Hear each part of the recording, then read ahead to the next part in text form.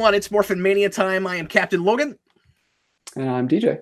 And DJ and I are jumping way into the future from where we have been. We're going to tackle the Power Rangers movie from 2017, now that we have finished all of Mighty Morphin. We debated about putting this toward the end of Morphin Mania, but we thought we should probably knock it out while we have the series in our heads, having seen all of it. And we can do a little bit of, I guess, comparison contrast and talk about the ways in which the show informs the movie, which, again, we could have done later, but after watching every other show, we'd be getting so far away from Mighty Morphin that this was DJ's idea, and I think he's right. We should go ahead and do it here. So jumping all the way to just 2 years ago from our date recording today. And DJ, what was your experience with this movie? Like, how much have you seen it? Did you go to the theater more than once? I've only seen it once in the theater. It was like a spur of the moment. Like, I never go to movies at night. I usually like to go in the morning when there's less people. But we were like in the city with my family and my wife, and was just like, let's just go see this movie. So we went and saw it in the theater. It was like so last minute that there was like no seats left, and we sat in like the third row. So we were like this the whole time. But I had a really good experience with it for some reason. Like, I really enjoyed it. I remember really liking it up until like the last 30-20 minutes when they do the rushed battle scene, and that ending. Really, you hear that from folks a lot. A lot of people agree with you on that. Yeah, really left a bad taste in my mouth, and I never went back to it because of the ending. But yeah, I have recently rewatched it yesterday for this commentary, and I'll let you know what my current thoughts are on the movie. Yeah, cool, awesome. Looking forward to that. Yeah, I've seen it maybe 3 or 4 times. Showed it to my wife after it got out on after it came out on DVD and Blu-ray, and of course my wife's not a big Power Rangers person, and she saw the trailers and thought it looked awful, and then she saw the movie and was bored out of her mind and thought it was awful, and it was kind of fun watching it with her, even though she didn't enjoy watching it. But anyway, and I guess and then I watched it again just last week in preparation for this. We don't rewatch everything as we go through this being a mania, but I made an exception with this because this will be our first commentary on this movie, and I guess it's possible theoretically that this being a mania down the road we'll do a more official Geekvolution commentary on this movie. But if this goes well, this might be good enough. So that's how we've kind of done things with the manias, where it's like, no, that was good enough. We don't really need to make another commentary. So anyway, I was gonna say it's kind of odd that we haven't done a commentary on this yet, although we sometimes do commentaries on movies when they first come out and sometimes don't. In the last couple of years doing manias, we haven't done as many newer commentaries outside of those series. So anyway, let's go ahead and jump right into it, shall we? We do have a live audience tonight, as we always do on Morphin Mania. Thanks a lot for you guys. Thanks a lot to you guys for showing up. I sure appreciate it. And we will respond to some comments here and there, but we're going to be focusing a lot.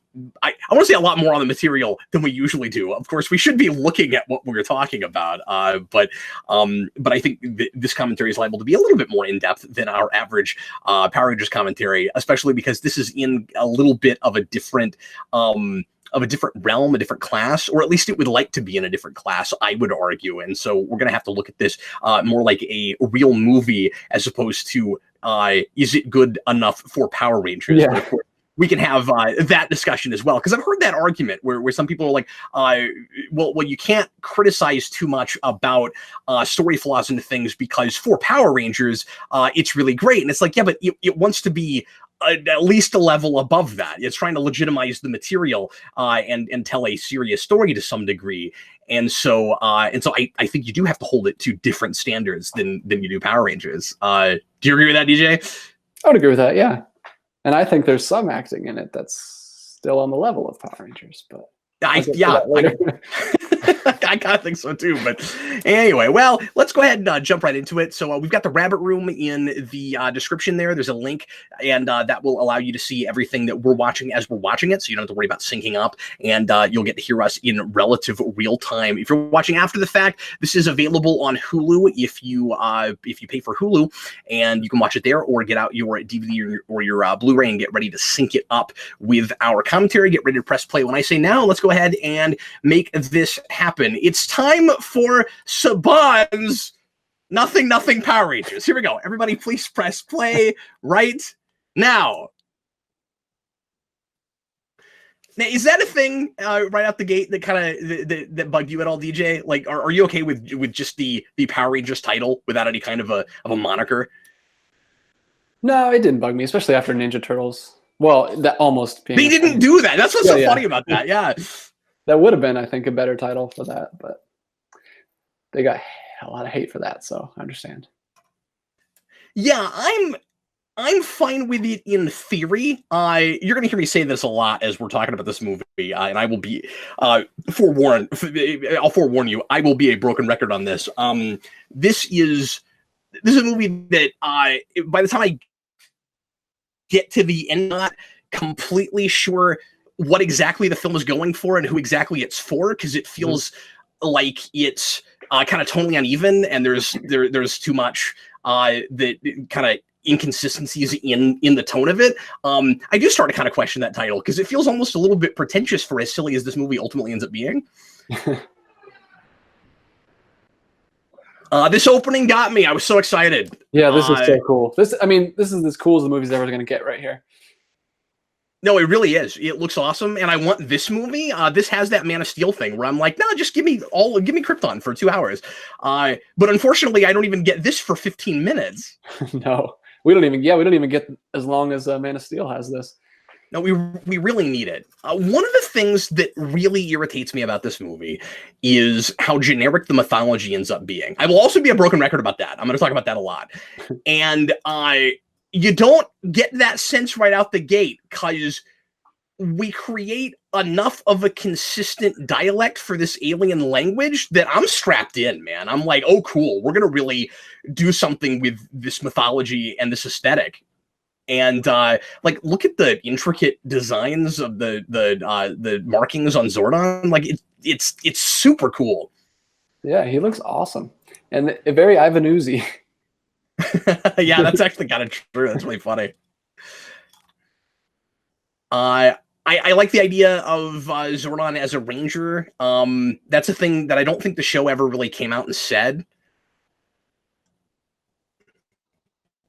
Or if it did, I don't remember, because there's weird inconsistencies in the show as we've talked about. Yeah, I really liked all this stuff. Making Rita a ranger, I think, is perfect.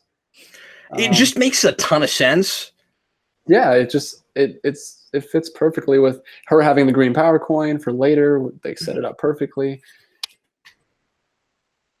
Well, I also kind of like the idea that all of her powers come from that in the first place. It's not just a thing that she hangs on to use at some point. Yeah.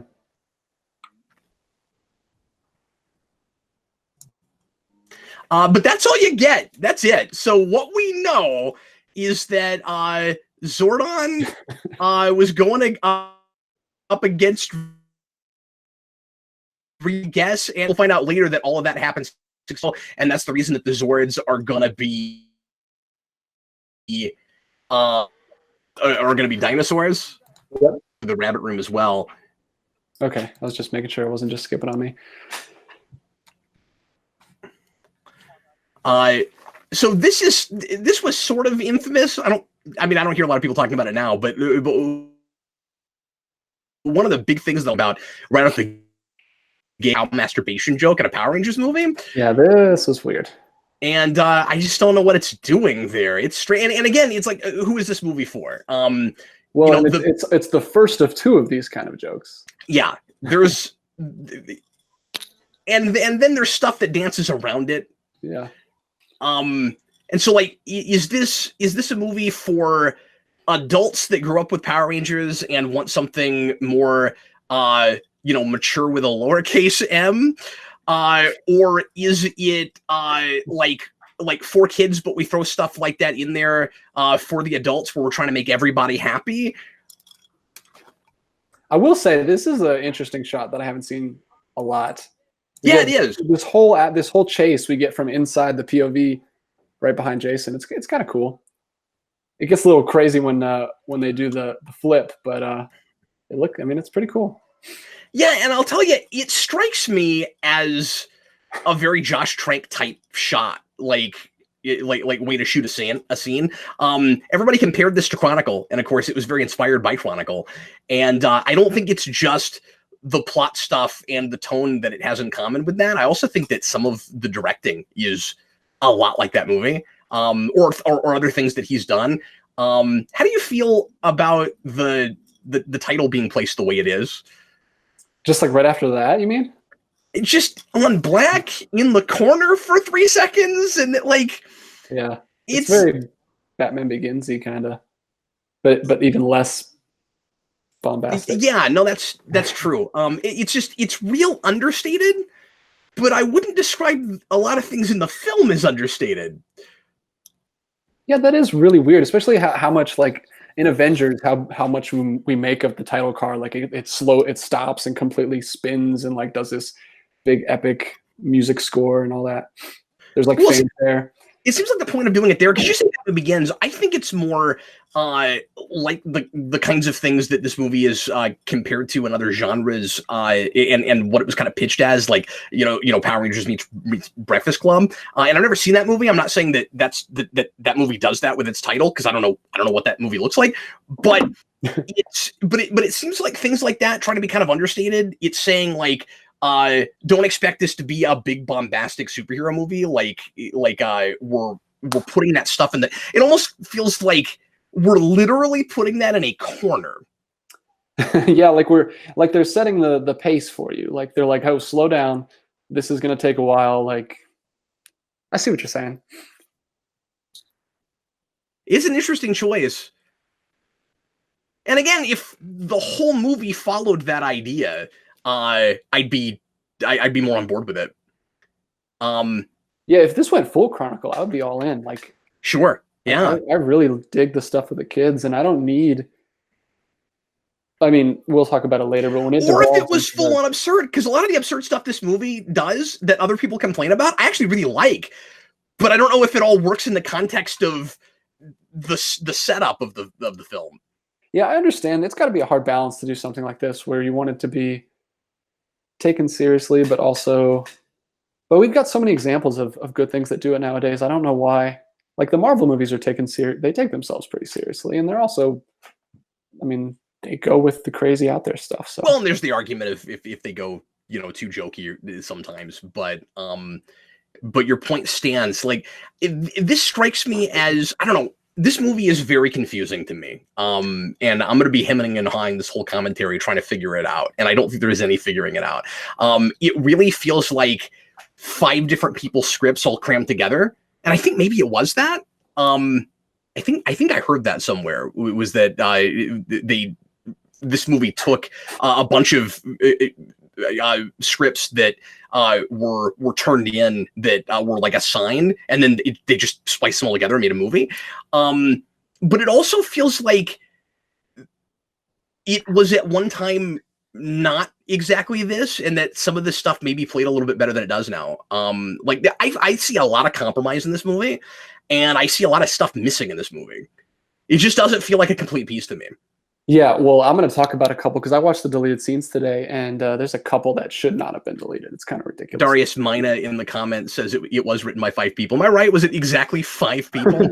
Which is kind of fun since we have 5 different Power Rangers. And of course, if you integrate everything together well and you have a really good 6th draft, sure. But so we just talked over something that I'm going to bring up about this movie. They do a lot of these weird callback things that don't mean anything.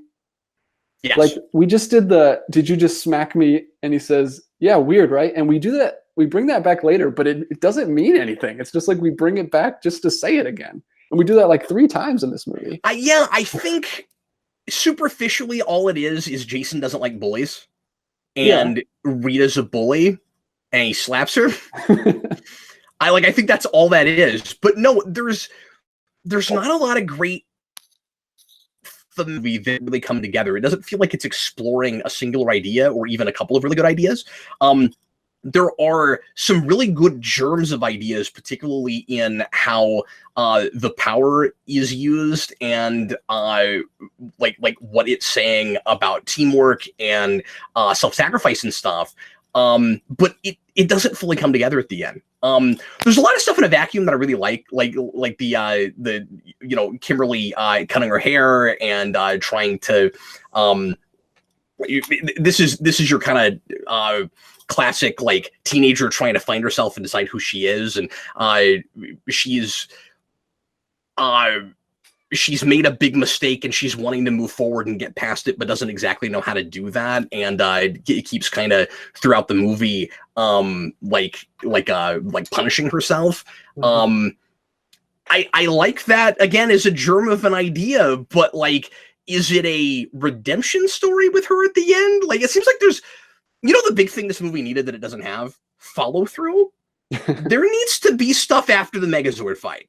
I think that's the big mistake, is that you have the Megazord fight and then it ends like a typical superhero movie where it's like, and now we're a team and maybe we'll do more superheroing later. And that's it, Yeah, and they act like that's the resolution to all these stories we've set up. Like, yeah, and it's not. I think it's all set up. Yeah. And not just the superhero stuff, the character stuff is also. In fact, the superhero stuff is not exactly set up because it treats it like they may never have to do it again. Yeah, it's like they all have these different arcs they're going on, and they all somehow resolve by coming together as a team. Like, I guess that could be done, but it wasn't. Like, that's not how they all should have been resolved. I think the guy who plays Billy is brilliant. Billy as a character is inspired in this movie. I absolutely love Billy. The whole take. I can't get enough of the actor's amazing. RJ Seiler. Go listen to any interview with him, and you'll see just how impressive this performance is. Because wait. Sorry, right here, this scene is butchered. Like, you see, he just comes in, and then he just cuts here, and you hear them yelling in the background. Yeah, there's a whole scene where he has a fight with his dad. Like, apparently, so he got injured when he wrecked the car, and he blew out his knee, and his career is over. And his dad is like super upset with him because that was all he had a free ride and he threw it away. Okay, wait, is that what it was? That he got injured? That he hurt himself? He has the brace on his knee. It shows it for right here for 2 seconds. You'll see it. It'll show a shot of his knee, and then it shows it later when he gets the powers and he doesn't have the brace. Oh, you're right. See, there it is. So and he's rubbing it because it hurt. Okay, that's too subtle. Like, yeah, it's ridiculous. The scene is great. They're screaming at each other. He's like, his dad's like, "Are you going to do what the doctor said? The doctor said you might have a chance to come back." And he's like, "No, Dad, that's what you heard." You asked him if he'd come back, and he said maybe, and he just said that to appease you. And they're like, it's a great scene, and it's ridiculous that they cut it. I get not holding an audience's hand, but this is that Dark Knight Rises thing, in my opinion, where there's too much stuff that needs to be made explicit for an audience that just isn't. You don't want too much exposition and dialogue and things like that. Like, when I say don't hold the audience's hand, I don't just mean with thematic stuff. That's true about plot stuff and character stuff also. But it's barely there. Like, you have to make sure that you're focusing on the things that are most important. So you don't have to come right out and tell me, but maybe a few more scenes of him rubbing his knee or something. Like, it's really, you blink and you miss it. Yeah, and you don't even know why they're so angry at each other in this cut. Like, they're just, I mean, he has the one scene in the beginning where he drives him to detention, but like, that was just one like 3-minute scene that you could have kept. They must have had to like cut this down to the wire to try to get it right at 2 hours, because there's a lot of that in the deleted scenes where they're just cutting out little bits of dialogue and conversations and stuff. And it's I haven't watched that stuff. It's also really frustrating because this is one of those movies where you get to the middle of the film and you can point to all kinds of stuff that you could cut in favor of making the setup for the characters more explicit. Exactly. We'll get to a scene that I think is superfluous, and I think they should have cut it. Yeah. And we'll also get to just characters not talking like people and dialogue that doesn't really progress the story, but we're pretending like it does. That will be weird. But like, I think once we get to the spaceship, it is in a way a different movie. It's strange. We'll get there. Sorry, you were talking about Billy, and I interrupted you. If you go look at interviews with this actor, he is putting on a complete character here, and it's completely believable. It's really impressive. Yeah, he's great. I've seen him in other things. He was in Me, Earl, and the Dying Girl with the dying girl from Bates Motel. I think you should check that out if you have a chance. It's a good movie. Darius Mina says did this movie need to be based on Mighty Morphin despite having more than 20 in their childhood? This movie gets made because of nostalgia grab, right? And it's a property that has brand recognition, and that there are a bunch of, if not casual fans, people that, again, remember it from when they were kids and haven't looked at it in 20 years, that might go to a serious reinterpretation of it. And you also have a lot of people over the years that have said that what they really want is in adult Power Rangers. I don't know how many people really actually want that, but a lot of people think they want adult Power Rangers. Yeah, until we got that Power / Rangers and everyone freaked out about it. Yes. Again, they thought they wanted that. So some of the Rangers are way more fleshed out than others, and in their backgrounds. The one I'm most confused about remains Jason, even though now I understand that that car crash was. I've seen this 4 times. I never realized that's what it was. Like, I thought he just was sick of football and started rebelling and was throwing his life away because he didn't want to be typical or something. I thought that's all it was. And it's great because he's the one who sympathizes with Kimberly, because he says he's the one that gives her the line, "You did a horrible thing, but that doesn't make you a horrible person," because he's made a huge mistake too. Yeah. And now he has no idea what he's going to do with the rest of his life because he's screwed it up. And, sure. And it might have been redundant if they all had that. Yeah. But the only thing that connects them all is that they're quote unquote screw ups, and that they're all outcasts. Mm-hmm. And you gotta wonder why the coins intentionally picked outcasts. Because we are taking the teenagers with attitude thing really literally. Yeah, it's really funny, especially considering how we've been going through every episode of the show, talking about how the Rangers are the most perfect goody two shoes around, and in here they're all delinquents. It's like they went the complete opposite direction with all of them. Yeah, and it could have been interesting if by the end there's a really good reason for it, where it's like it's like the coins as almost Green Lantern rings or something, like know that there is something deeper within them that they haven't found in themselves yet, and then chooses them because if they were just like already perfect or whatever, maybe they would like follow the rules too much by the letter or something. Like, you could have done something like that. Yeah. Sorry, that was the second of the weird callback things. We've already done one where she was talking to the girls in the bathroom, and she says, "I know you punched his tooth out," and she said, "I know they put it back," and then Jason calls back to it, but he wasn't even there when she said it. What? I never noticed that. That's ridiculous. It's weird. So yeah, this has that problem where we say the coins picked them, they didn't pick the coins, but it's already convenient that they're all there. And like, you could just randomly have these 5 kids here in that night. That's not what's too convenient about it. What's too convenient about it is that there are 5 power coins. And it makes you ask the question, were they somehow summoned here by them, but they also had other motivations for being here? Like, it's really awkward, right? Yeah, like how weird would that be if the Stones had like some kind of power over them, and that's what caused them to make these mistakes to put them in this situation? Like, oh, that's kind of scary. Yeah, if that were the case. But too often when we do that kind of Destiny plot, we don't talk about how scary that is, and it's just, well, it's good because at the end of the day, battling in force.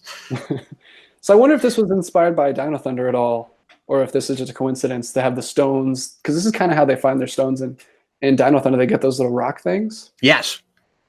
Yeah, I don't know. It probably was a coincidence, right? Yeah, because I was reading the director of this. He was a huge fan, but he grew out of it. So I doubt he's seen any of that later stuff. So yeah, let's talk about Billy some more, because he's great. I really like the idea to make him autistic. Yeah, and I think it's relatively sophisticated about that. Yeah, it totally would. This is a line that walks really well. It gets comedy mileage out of that without making fun of it.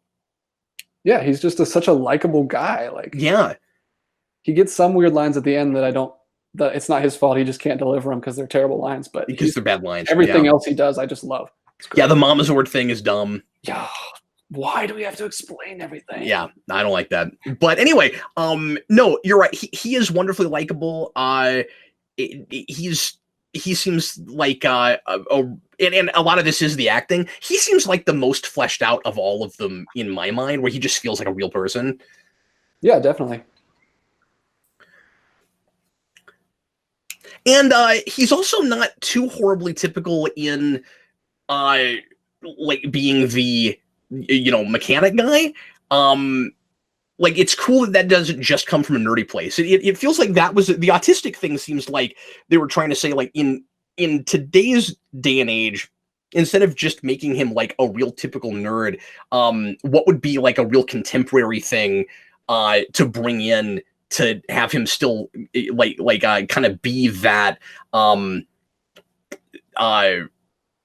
that archetype. Yeah. It's real Andrew Garfield Spider-Man in that way. If you notice in that movie, he was doing kind of some OCD things with arranging things and doing weird hand gestures and stuff. And it's really cool. I mean, I think that's a brilliant way to do it.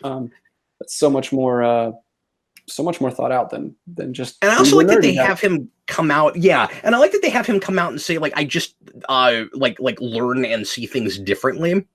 And also, this is something he did with his dad. Like, this is what they grew up doing, coming here and just digging for stuff. So I'm sure he got a lot of this from his dad, which informs his character a little more. That's a really good point. Yeah. And there should be more stuff about the characters' relationships with their parents. We do some of it to some degree with each of them, but some of them I want to know more. And you have too much like two-dimensional drama with certain characters, like Trini's relationship with her mother. She needs to be on screen more. That's a problem. Because she's unlikable and barely there, and seems really two-dimensional. But then Zach's mom is barely there, and that whole thing really works. Yeah, I think he's pretty sympathetic. We don't get much, but I think it works for what it is. His speech about how his mom's dying and how she's the best and all of that, it's so well delivered. This script is nothing without this cast. And this cast is great. I mean, not nothing. There's great stuff to mine here that I think is just not mined enough. But like we talked about how great Billy is, but everybody is great. And Jason feels like a leading man to me. Yeah, I really like the actor for Jason. Like, he's kind of stripped of any of his good material in this movie, except for he has a couple good speeches, but yeah, I always liked him, even the first. Yeah, but he seems really good-natured, and there's an authenticity to him that he has in common with Austin St. John.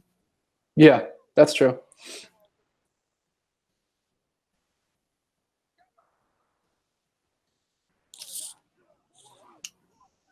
So I didn't realize, like, it's crazy to me how long it takes to get into the suits when this is so rushed. Like, I feel like we got to this, they got the PowerPoint so fast. Yeah, and then we're just going to sit around forever.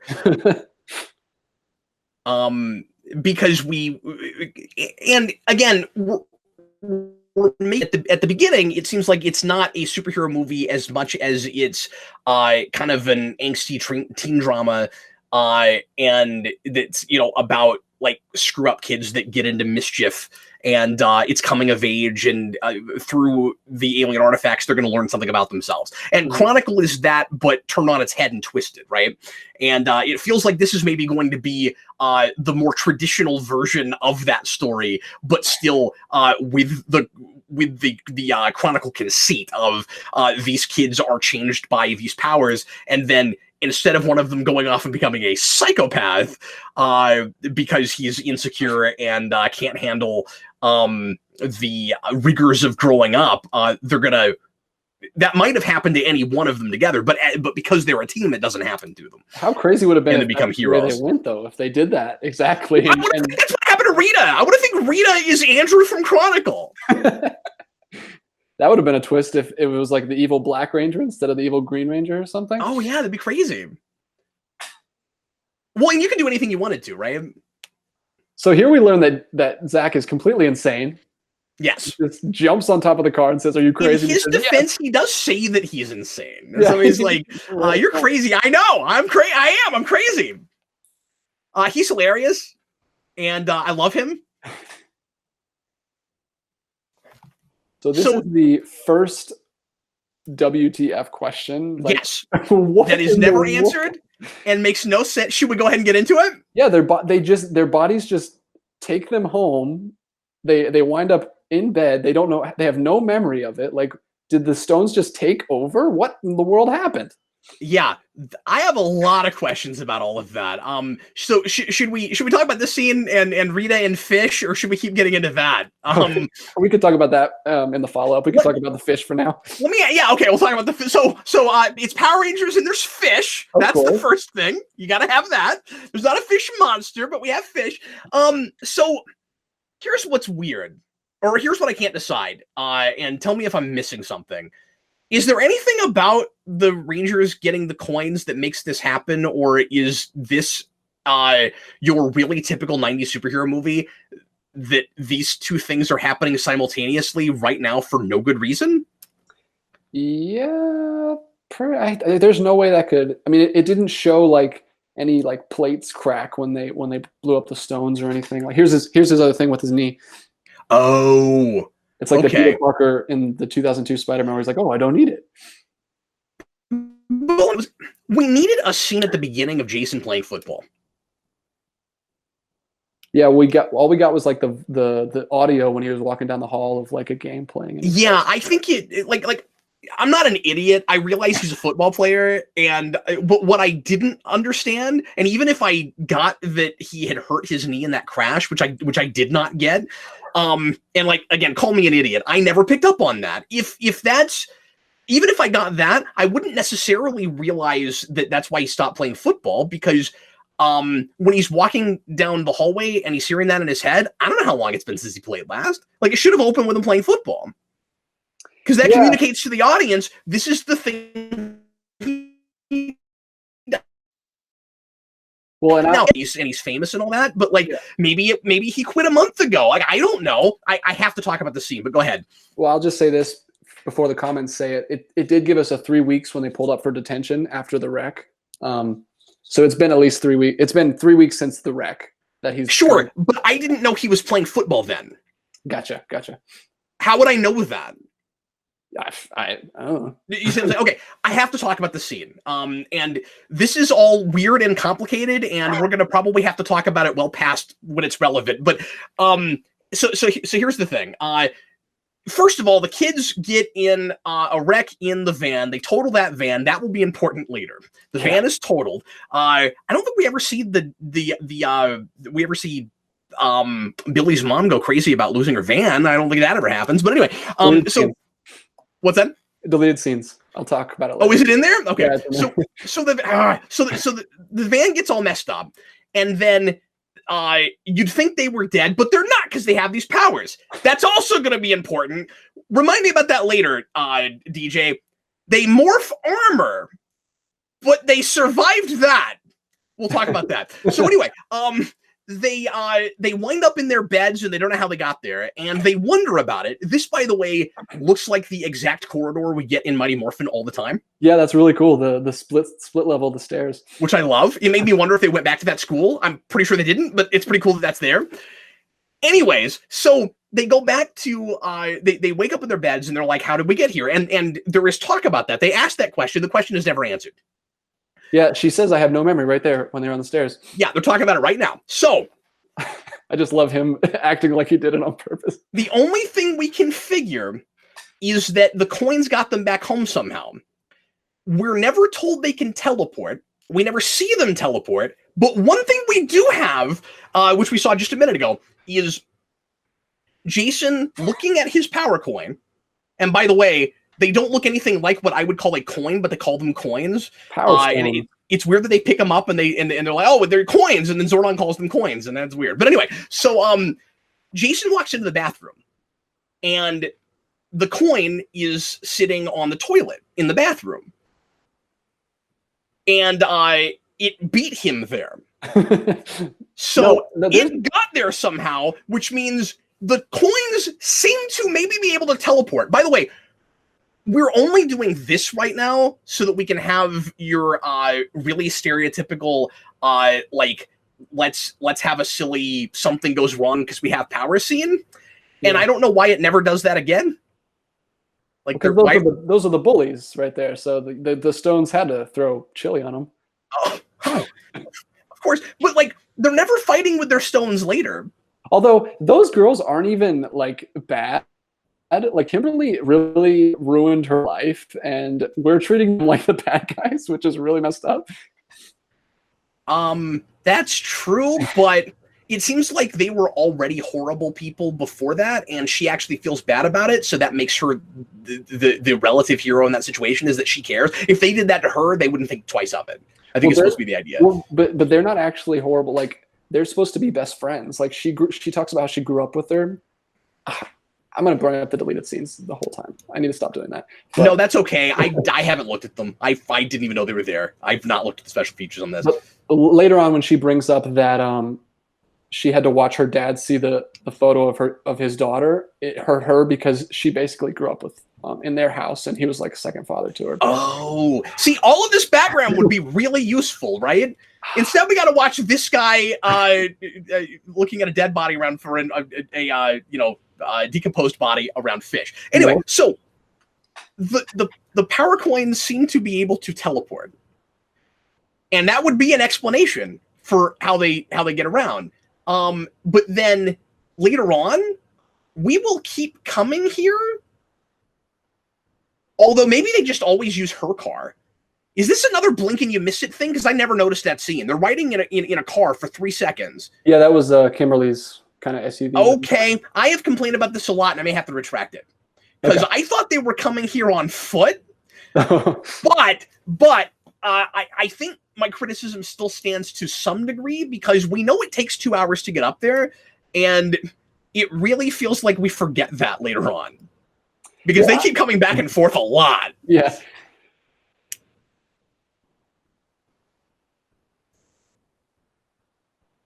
So that's kind of creepy. She's crawled up there like a zombie. I love this, though. This is a really cool stunt. I like that they do the jumps practically instead of digitally. That makes me happy because I like stunts and all that kind of stuff, you know. So I've said this before, but the really weird thing about this film is that it does put the character stuff front and center, relatively, and like, that's great. But again, a lot of things don't come together. But like, it gets the character thing right that Mighty Morphin never did, where these are not one-dimensional characters. Anything else I can say about this movie, that is the thing I cannot say. There is a little bit of a D20 roll with some of these characters, where it's like, you gave them that background or that prevailing character trait. Why? But they're all like pretty well drawn. But the actual Power Ranger stuff is really generic and boring, and that's super unfortunate. Like, you still want both of those things, and all I ever wanted was for sophisticated Power Rangers was these characters finally drawn, which we do, and also but also like a mythology that makes sense and is fleshed out and is fun and interesting. Well, you got one, or three quarters of one of those things. And the third thing I wanted, of course, was more or less the same aesthetic, because I think you can do that relatively seriously, and it was the thing that show had going for it. So, like, when we first saw the costumes for this movie, like, I didn't lose my mind or anything. I wasn't like, oh no, that's wrong. But I was a little bit deflated because it's not what I wanted. You know, I mean, this is a personal thing for me, but like, I always thought you could do sophisticated Power Rangers with that look, and the look was the thing it had going for it. Yeah, and I will say, I didn't look at anything ahead of time, but hearing everyone complaining about how horrible they were, I thought I was prepared to not like the armored suits, but I really like them in context. I think in context they look great. Yeah, it's amazing how well they look in daylight. It's crazy. Yes. The actual issue is just the Zords, because they're generic and yeah. I agree with you there. I love that. Did we just kill that dude? But yeah, my biggest issue at this point, the more I look at this movie, as far as the power mythology goes, is we give the kids all the powers they'll have later, but we make a big deal out of morphing and the fact that they can't morph. And it seems like morphing gives them the absolute last thing they need. That's just not that important, and I don't know why it's important that they can morph. Yeah. They survived that train crash. I don't understand. Like there's no stakes there. Like they could just go take out Rita with the powers they have. And yeah, they have like most of Superman's powers right now. They can super jump, they can they are super strong. They're indestructible. Uh-huh. And I'm guessing they can breathe underwater for longer than a normal person because they're about to be underwater here for a long time. That's true. They are. And this stuff looks great. Oh, there's a scene. The scene where they go through like the water is beautiful. I'm about to point it out here. Which feels like a very Power Rangers thing to me. Like if we did that kind of thing in Mighty Morphin a lot. And remember the beginning of Zeo where like there's a wall and we don't know what's on the other side of it. Yeah. We did it in Ninja Quest, and we're gonna do it again in the Turbo movie with the triangle. They're gonna go whoosh through this. Oh yeah, and again we did it in the Zeo pilot because they had to walk through like a interdimensional threshold before they got to the power chamber. See, there's a lot of references in here that I feel like they had to have known when they were making it. I think that one could have been a coincidence, but it feels very Power Rangers. It definitely does. This has atmosphere. Like I'm not disputing that. It absolutely has atmosphere, and it's really well shot. It looks great. Yeah, I would love to know who the cinematographer is on this because he did a great job. Like, look at this. It's great. And when he comes up to the portal and kind of, it's really good. Is it weird that their colors don't start flashing at them until they do this? Not as weird as them being able to see black glowing in a cave. Oh my God, I never thought of that. I don't understand how they can see black. It doesn't make any sense to me. They're in water. It's the lack of color. Yeah, it would be like it would be a black light essentially. I don't even know how they shot that. He's underwater, but he's like, it looks great. And then you can see the water coming back as he pulls his hand. It's really cool. And that was one of the things that most intrigued me from the trailer. Okay, that's cool. That was in the trailer. See, that's something you put in the trailer. That's so cool. But yeah, you'll see here in a second where they do the I'm black joke, and what all I'm thinking about is how are you seeing black? I've never thought of that. That's really funny. Well, and okay, so this is one of those examples, and I know you don't watch trailers, but I have to mention this because it's important to when things bug you in trailers to keep in mind the lack of context. When I first saw that in the trailer, because they sold the movie on it, I rolled my eyes a little bit because I was like, well, it's obvious what he means. It's not a racial thing. Why do we have to make everything a racial thing?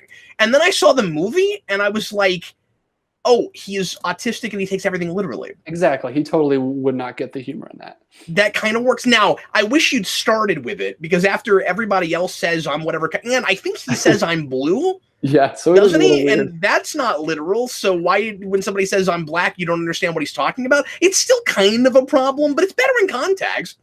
Yeah, it's better. It is a little weird. I will say one thing about the deleted scenes is there's like 5 more minutes of them walking around this cave before they find the. Of course, there is. Like they just walk right in and there's the ship. They walk around the cave for like a long time, and I'm like, why? The ship looks cool. I would love to know what it actually looks like functioning because we don't get to see it at the beginning. It's just Zordon crawling around. I don't know what that looks like in flight. Like it looks like it's probably a really cool design, but like, is it upside down? Is it like? I think it's upside down. Yeah, I don't know. Now that I'm looking at it closer, it's got to be, right? I can't even tell. It looks like it's broken a little bit. It's very... David in the comments says that the cinematographer did Daredevil season 1. Well, that explains that. Oh, awesome. And he's also doing Far From Home, so that's pretty cool. This scene is very Alien, where they're walking in and kind of like exploring the ship that's been crashed for a while. I think this is really cool. This was one of the first production stills we got. And this cave is a real set. Like in the deleted scenes I was just talking about, you can see there's a green screen, for a little bit, but most of the cave is fully built, and they're kind of walking around. It's really cool. Yeah, that's awesome. When they're all crowded around that coin, like I said, that was one of the first images we got. And as soon as I saw it, I probably said this on the channel somewhere, I was like, oh, it looks like they're making Animorphs. There's another really cool reference that the power coins open the ship. Yeah, that's a good point. And look, there's no railings anywhere, so you can just fall right down to your death. Because you gotta have that in sci-fi things. Oh, you said railings. You cut out for a second. I thought you said rings, like the command center rings. Oh, no. There's no railings. Yeah. So I have no problem with the command center being a ship. It is right out of Man of Steel. It's the same thing we did with the not Fortress of Solitude. Exactly. And we'll have, obviously, the ship version of Zordon, just like Jor-El.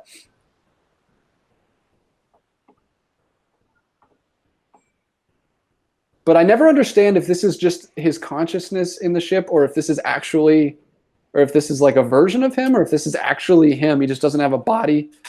It doesn't make sense ultimately, because we're told both things.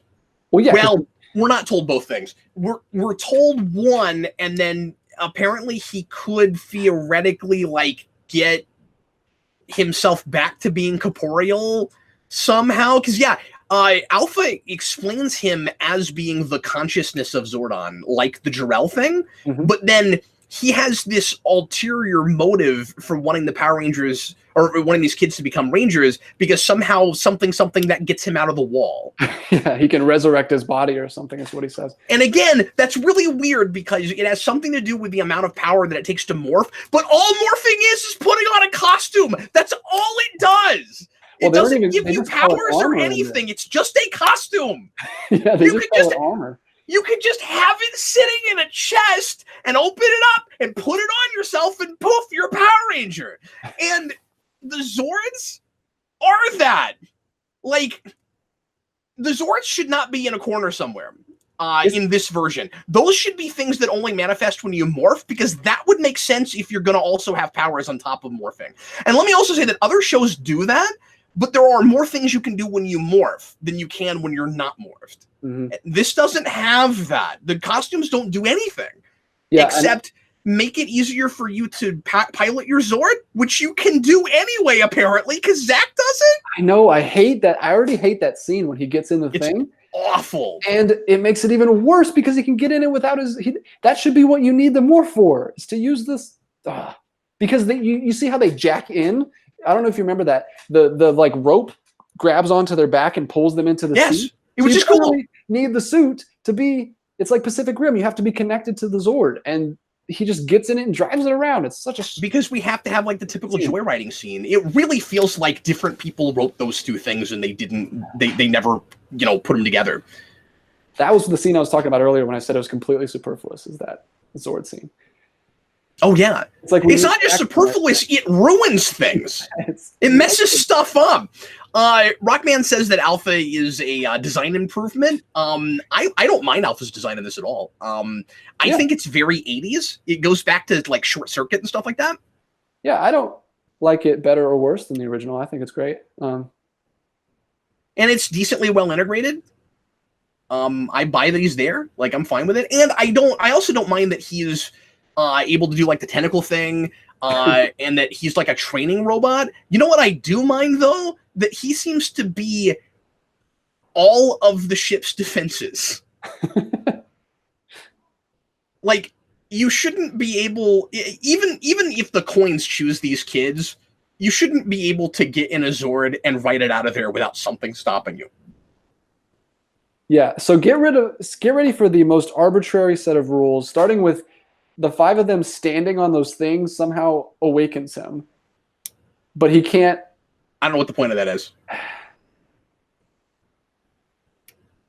Yeah, like this is when it's... to awaken him if they stand on those, but they have to morph for him to fully come back. Like, this is when it's going to start getting really generic and, like you said, arbitrary, and where the movie started to really lose me in the theater. I love Cranston. I think that one of the classiest things that Cranston has ever done is signing up to be in this movie, because Power Rangers is where he starts. And I've always thought that he did this because he wanted to pay tribute to his roots. Yeah. And that he's not too good for his roots. I think that's so cool. That's really cool. And he's great. There's no problem with his performance. It's just the writing of Zordon.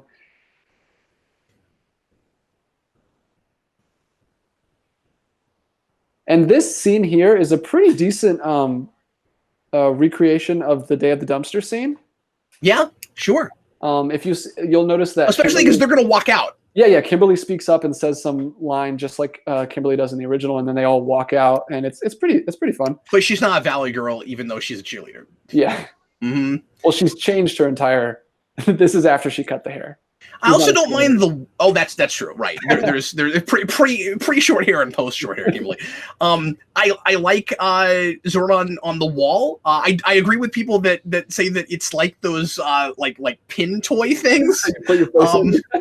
But everybody did that. Everybody stuck their face in. They all stuck their face in it. Yeah, it looks good. I like it. It is it's very Man of Steel, but if that's the aesthetic you're going to go with, because it's not that dissimilar from the holograms they did in Man of Steel to give Krypton's background.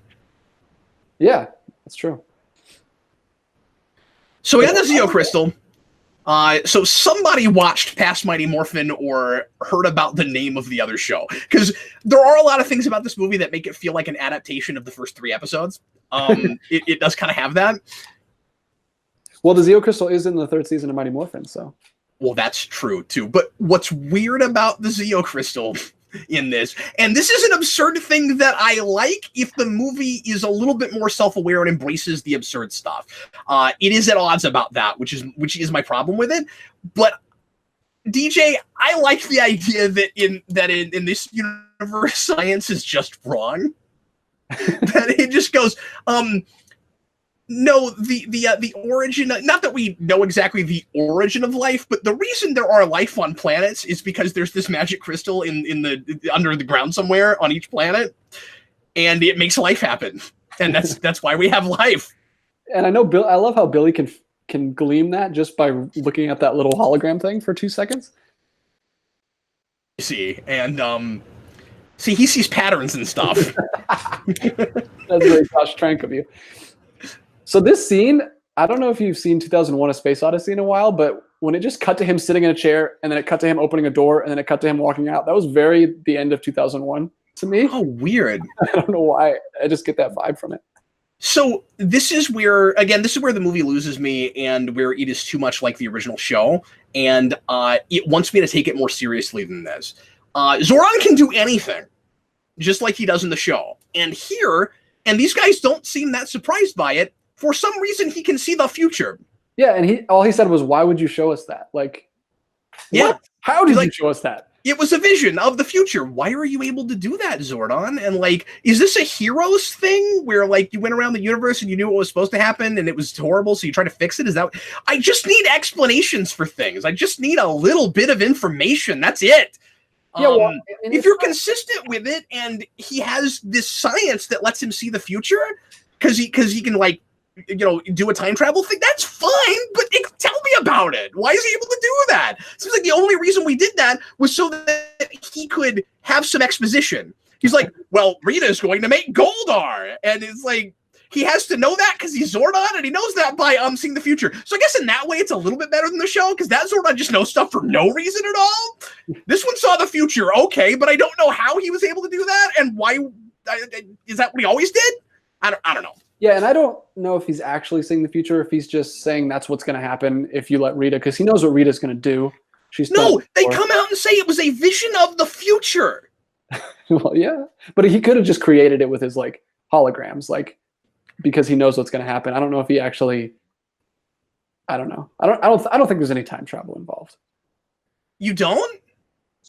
I kind of read it as just he knows what Rita does because he saw her do it before, and that's why it's too ambiguous, though. Yeah. Is that you have like a read, and I can also have a read, which is that they're seeing what is going to happen to them if they don't change things. Like, and like that also if you're right, that makes Zordon even more manipulative than I thought he was, because he tries to make it like really personal and horrifying. But I'm going to show them a nightmare so they'll get me out of this wall. Yeah, because I mean, it was still exaggerated, even if that it wasn't the actual future. He was. I mean, they were in it, and he was showing their loved ones being turned into zombies. Which, yeah, Zordon's pretty. Yeah. Okay. So it's exactly the same thing as Man of Steel, and it's obvious that's where they got it from. Oh yeah, where Superman goes into the skulls. With the skulls. Yeah. So I love this scene where real quick, David says he showed a vision of what could happen. It's pretty obvious. I just don't know that it is obvious, like because he says it's the line is it's a vision of the future. There are different ways to read that. I don't know. Yeah, I'm with you. I mean, that's how I took it. I'm just telling you how I took it, but I mean, I'm not surprised. Yeah. I'm leaning toward what you're saying the more we're talking about it, but I still think that makes Zordon even more morally ambiguous. And anyway. But I think this is just a little funny thing where he comes out and he's like, "Oh, you stayed," and he thinks they're like nice to him, but the reason they stayed is because they can't figure out how to get out. Because when he jumps out, they're like, "Oh yeah, that was a good idea." That's really. Oh yes, of course. These guys have great chemistry together. And this does do the thing that I always wanted from Power Rangers, which is that they don't all know each other in the first place, and they come together through, saving the planet in the first place. Exactly, and that is Dino Thunder, where they this is what makes them friends, which I love a lot better than they're just like 5 friends that happen to know each other, and then 5 stones show up, and yeah. I meant to say this earlier. The other thing I really wish that it had taken from Dino Thunder is when they get their powers, when they're out of morph, they each have a different power that is a reflection of their personality. Because they could have still done all of the look, we're getting into wacky hijinks because we have powers thing, with each of them having a separate power instead of having all the powers they're going to have when they morph. And then there would still be a reason to morph, and I would buy that that's important for some reason. Mm-hmm. And here's your favorite. So I think the deal is she's pregnant again, and she's supposed to be like really moody. I don't know. She's so exaggerated in the scene. She's like freaking out. And, well, she obviously thinks that she's on drugs. Yeah. But this feels like a scene of a family that I was supposed to have seen already, but they cut it. Yeah, but this is the first. This is. Is it really? That's what it feels like, though. It does not feel like the introduction to that family. They're just having a really hard time, juggling all their characters. And 5 is a big ensemble, but is it that hard? Yeah, I mean, that's understandable. Like, even Avengers, they focused on Tony and Steve, and even in Galaxy, they focused on Gamora and I can't even think of his name, Star-Lord. So you kind of do want to have like your centrals. I don't know. It is kind of hard to have 5 characters all brought to the forefront at once, I think. Okay, but they're also not trying that as well as they're acting like they are, because some of them they're spending more time with and I know more about, some of them they're not. So if that's what you're going to do anyway, right? Make it Jason and Kimberly's story, and then you introduce the other characters and draw them and give them some compelling, dramatic things to do and some conflict, but they don't have to necessarily have character arcs all to themselves. And you can save some of that for later if the movie does well and need a sequel. Yeah, and which is what I think they were doing, because like I said, the 2 scenes that were really good that got dropped were some Kimberly scenes and some Jason scenes. So that might have been what they were doing. So we haven't talked about the weird soundtrack for this movie, but why is Ring of Fire playing while she's murdering somebody? It's the weirdest. There's so many weird sound choices in this movie.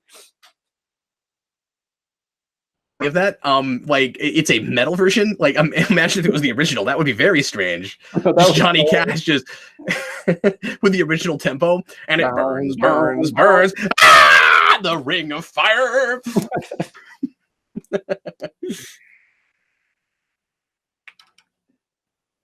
David, I get that they wouldn't necessarily be inspired by Dino Thunder like I would, because I love that show. The point I'm making is I could could see somebody coming to let's give each of these characters a different power independently from that, and I think other shows did that too. I don't think it was just Dino Thunder. Yeah, and that's a pretty common thing, not even just in Power Rangers. Like obviously getting a power that reflects your personality is pretty much done to death at this point. You were just talking about it with Misfits the other day. Yeah, it seems like and I become. But I'm sorry, I probably cut out for a second. Yeah, a little bit. Are you there? Yeah, I'm here. Like what I was saying is, I wouldn't want them to do that because it's typical. I just think that it could have done a lot for the story, and at least made the morphing make more sense. Yeah, I think it would have been good here. We didn't talk about something in the last scene. What's really weird to me is that they. Oh, I'm sorry, David. He brought that up because he was responding to somebody else. But okay. But I'm still glad that I said that, because there might be some people listening to this who are like, well, they weren't gonna go to Dino Thunder. They seem to know, and this is really weird to me. They seem to know what Power Rangers are. Yes. Like when he says you're the Power Rangers, like we're the Power Rangers. Like, how do you know what Power Rangers are? And why do you just keep saying Power Rangers over and over again? We didn't talk about this, but when they first come in, and he's like, we're Power Rangers. Yes, you're the Power Rangers. They just keep saying it over and over again, and they're not asking like natural questions I would think you would ask, like where do you come from, and like how did this power get created in the first place, and like what does it mean to be a Power Ranger beyond just we protect life? It's so generic. There's also these weird, like, I don't know, qualifying things where we keep, or these, I should say these, like, proofs that don't ultimately mean anything, where it's like, because you're the Power Rangers. It's like, that doesn't explain anything. I don't know how that followed the thing that was said before it. And they did straight rip the 3 rules of being a Power Ranger in that last scene. Yeah, and I'm glad that's there, especially because since we have the don't escalate a fight, and I guess now I'm just saying the rules, but since we have the rules as they are, it's taking those ideas and kind of literizing them, and making it so that the powers don't protect you unless your heart's in the right place, which I think is the absolute best idea in the movie, and I love it. Yeah, it's really awesome. And I just wish that more things seemed to matter. Mm-hmm. So, another song. Yep, and we gotta have our obligatory training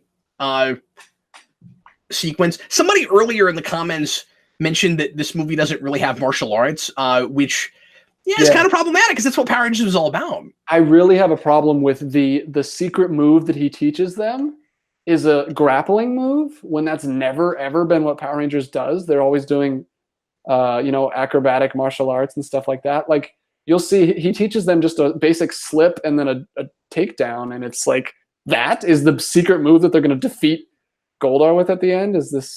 I think it's a little lame. Yeah, it's really lame. Really do. Okay, so we're about to get this Krispy Kreme sequence. I love this. I love it so much. This scene, this was the original place where the cameo was. At the end of this scene, in the scenes, they look over, and Jason David Frank and Amy Jo Johnson look at them, and Jason David Frank has a fake ponytail on. It's hilarious. You have to look at the deleted scene. I wish they'd left that. Yeah, it's I mean, really I haven't seen it, so maybe the ponytail looks too stupid to keep it in. But I wish that's where it had been instead of right at the end. I didn't even notice it the first time I watched it. People talked about it after. I was like, oh, I missed that completely. No, they put him right in the foreground. Like, yeah. But remember, I was like this. That's fair. I want more. I don't know. I wanted more stuff like the fork fight thing. Although I don't know what they're training at that. Like, is it just their reflexes? Like, do they have heightened reflexes? I think it's just that they're able to do that because they have these powers now. But you're right, it is a training montage. Which, I have a question about this training thing. Why, if Zordon's only goal is to get them to morph so he can take the power and then defeat Rita himself, why is he having them train? Just as like a just in case if they can't morph? I would argue it's because, okay, so here's what's weird. I don't know why he doesn't just come out and tell them what it takes to morph, but maybe it's a thing that you have to figure out on your own. And so the idea is he has them trained because the more time they spend with each other, the more they'll care about each other, and then their hearts will be in the right place, and they'll have the self-sacrifice thing, and then they'll be able to morph because they care more about protecting each other than they do themselves, and that's why they can morph. Yeah. That makes sense.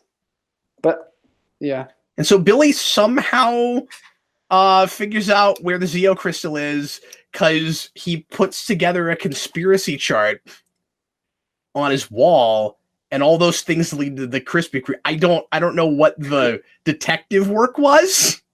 Yeah, like Alpha straight up says, that's the scene where his mom asks him, I'll talk about in a second, but Alpha straight up says the information to find the crystal was lost like 65 million years ago. So what, he just came up with it? Like, yeah, I don't get that. Oh, and the other thing, I should have said this earlier, that's okay, so the reason that Rita showing up at the same time as they get the coins and those seemingly not being related is crazy is because it was 65 million years ago. Yeah, and they just found her body in the lake. Happening now! Oh, here it is. This is horrible. Yeah. So the two things that this really gets wrong about what Power Rangers is at the core superficially is that it's a martial arts thing and it's a toy commercial. And those Zords look horrible. And again, if they were kind of going their own way and starting with the basic premise of Power Rangers, but they weren't doing any of that, like, okay, but they merchandised the crap out of this. Yeah. And so they clearly wanted it to be a toy commercial, but the people making it didn't. So it's just, people not talking to each other. It looks like the command center should be on top of that rock. Yeah. Like, I can't even tell that that's a mammoth. How is that a mastodon? It looks like no, me neither.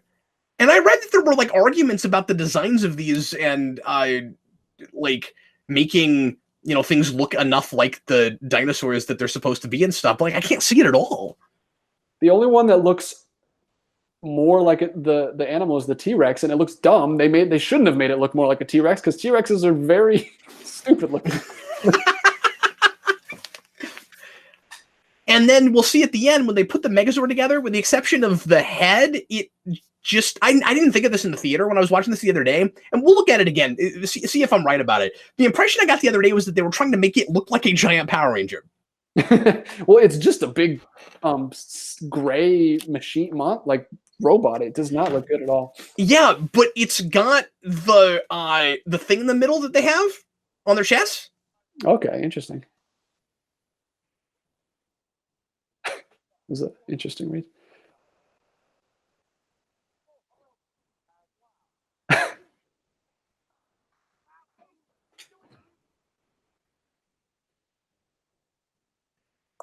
See, they're escalating the fight. They were not paying attention during the lecture. Not following the rules. So I like this. I like that it's the spur of the moment thing that he just does. He doesn't know how he did it. No, it's great.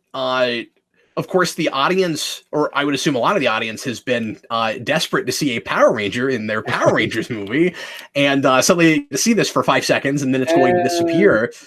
Why does it disappear when he touches him? I don't understand that. Oh, yeah, that's a good question. Here's the thing. I see both sides to this.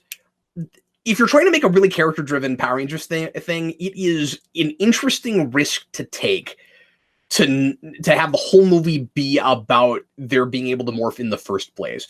If you're going to do that, it's got to be a compelling enough story, and the story itself I don't think is as compelling as the characters are. And so that's part of why I'm kind of desperate to get to the Power Ranger stuff. It feels like we're taking forever to get there, and it's really stretched thin, and not enough is happening right now. And then the other thing is, when you finally get to that Power Ranger stuff, it's got to be spectacular. And it's not. And it's not. If you're only going to have 20-25 minutes of it, it's got to be. It's got to really wow you. But this seems like it sets up. That scene sets up a kind of scary precedent for the future of this franchise. Like, he did it because he did something selfless, but then he immediately loses it right after. So do they have to stay perfect forever? Or they lose their powers immediately? Are we gonna get like a Spider-Man 2 thing where every movie they're going through something and they lose their powers again? Yeah, no, Bryan Cranston Zordon, there must not necessarily be a way to free you from the wall, considering that you're a computer program. But anyway, yeah, and then the big question is, how come if you can only morph when your heart's in the right place, Rita found some way to pervert it? Yeah. How did she do that? She can still morph it, it just does a different thing to her. But it is morphing. And well, so she was totally morphed in the beginning, in the intro. She was fully morphed. That's true too, yeah. And obviously she wasn't selfless, so what did she do? How did she pervert it? I'm not saying it doesn't work, I'd just like to know. Yeah, that's a huge deal because that's the whole crux of the movie, and she right from the beginning has already found a way to get around it. And we'll have to do that with the evil Green Ranger if we get there. I mean, would have. I don't know where this franchise is right now, but so Jason is doing kind of the like typical whiny teenager thing here, but he's also totally right. It's like, oh, you only care about helping us so that you can get out of the wall. So there's a lot of jarring editing in this movie that we haven't talked about. Yes. So many scenes, like they were just all together, and then it just cuts immediately to Jason walking back in by himself. And there'll be scenes where they'll all be together somewhere, and then it immediately cuts to like one of them laying in bed. It'll do it later with Trini, and it's like they had to cut so much out of this movie for time that they just cut out all the establishing shots. So she's just carrying her coin around like the Rangers are when they first morph. You think you'd have that like hidden away someplace, like in a back pocket or something? Well, she's pretty much wearing rags, so I don't know if she. Oh, well, that's true, but later she'll stick it in her staff, which I don't know why it's not in the staff now. Just so we have that scene where that happens because they think it's cool looking, I guess. I don't mind the Rita redesign. I don't need that to look exactly like it did in the show if we're not doing that show aesthetic. And again, I like that she's evil Green Ranger. Yeah, I really like the design, actually, the way that it looks like the Green Ranger. I'm actually sold on that part. Scenes like this feel real mid-2000s superhero movie to me. Yeah. It's like the bank scene from Spider-Man 2. No, I just mean like the weirdness of it. I thought you meant just the way she's reacting, like the teller in that scene where she's just like, oh yeah, here we go, sure. Yeah, no, I'm thinking like, I don't know, just some of the weirder stuff in like Ghost Rider and different movies where we just gotta like kind of creep the audience out for a second. Yeah. Well, Elizabeth Banks, she goes all in this movie. Yes, she does. she commits.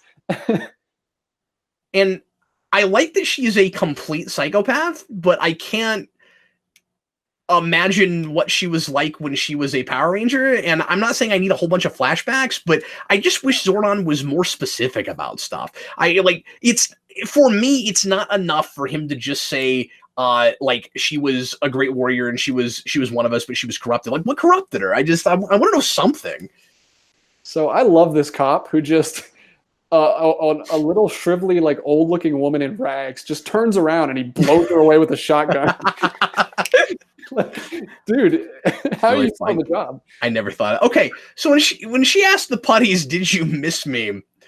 Were they under the bank? Or did she create them just now? Yeah, what does that mean? Do they just go back underground and tunnel around? It doesn't mean anything, but if it does, that means she's got putties like everywhere. I like this scene and I don't like this scene.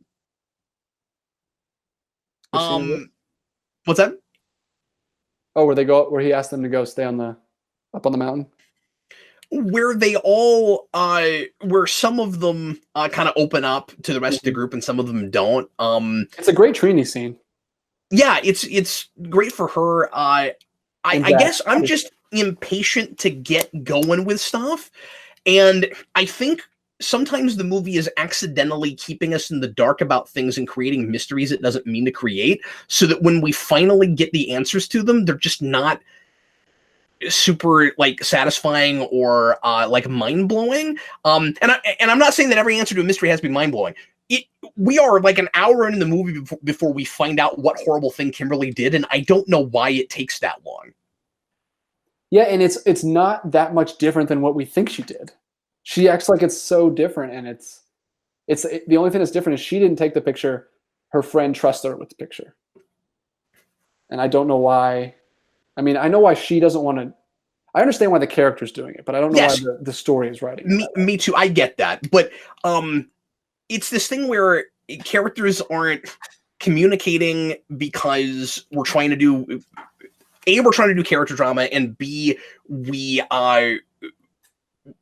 want to have a moment where they all decide they care about each other and they can finally be Power Rangers. So we have to keep like manufacturing reasons that they don't do that, while at the same time trying to do it as organically as possible. Sometimes it works okay and sometimes it doesn't. I think the way to have fixed that would be, like you were talking about earlier, for just Jason and Kimberly to get more screen time. I would buy her explaining it to him before she explains it to the rest of them, and just splinter the characters off a little bit and let like a couple of people like become best friends. And like that's why I love that little bit in the montage we get with Kimberly and Trini, because like they're getting along, but they have like a friendly rivalry, and it feels like they're becoming really close. Yeah, and I need more of that in this movie. I need to see these characters individually becoming friends with each other until the whole team has that. Where like maybe Jason would put his life on the line for Kimberly, but not for, or even for Billy, but not for Trini, right? And then you get to a place where they all care that much about each other, and they become a team. And it's not just your standard teamwork thing. It's about caring more about the group and the individuals in the group than you do about yourself. Mm-hmm. And there is more of that in the deleted scenes. There's 2 more scenes with Kimberly and Trini. If you notice that weird scene where she asks for her water bottle before she pulls her off the edge, that's a longer scene where she explains that she introduces herself to her, and they talk about how you'll see in the next scene, Kimberly talks about how she moved to the school, but we don't see the scene where Trini tells her that. And there's a scene where they get to know each other there, and then there's another scene later where they're hanging out a little bit more, where Trini like rips Kimberly's locker off the wall and says, "You don't need a locker," and says, "Grab your stuff," and they just like run down the hallway together. There's little stuff like that is what you're talking about, but they cut all that stuff. Because like Trini and Zach have kind of a thing where like Zach seems, and that's a little bit awkward too, right? Because Zach seems really into her, and then we'll find out she's a lesbian, but then they never talk about it. Well, I like that he's the one that realizes that she is, because he's the one that's into her. So he's like, boyfriend troubles, and the way she responds, he's like, oh, now it makes sense why.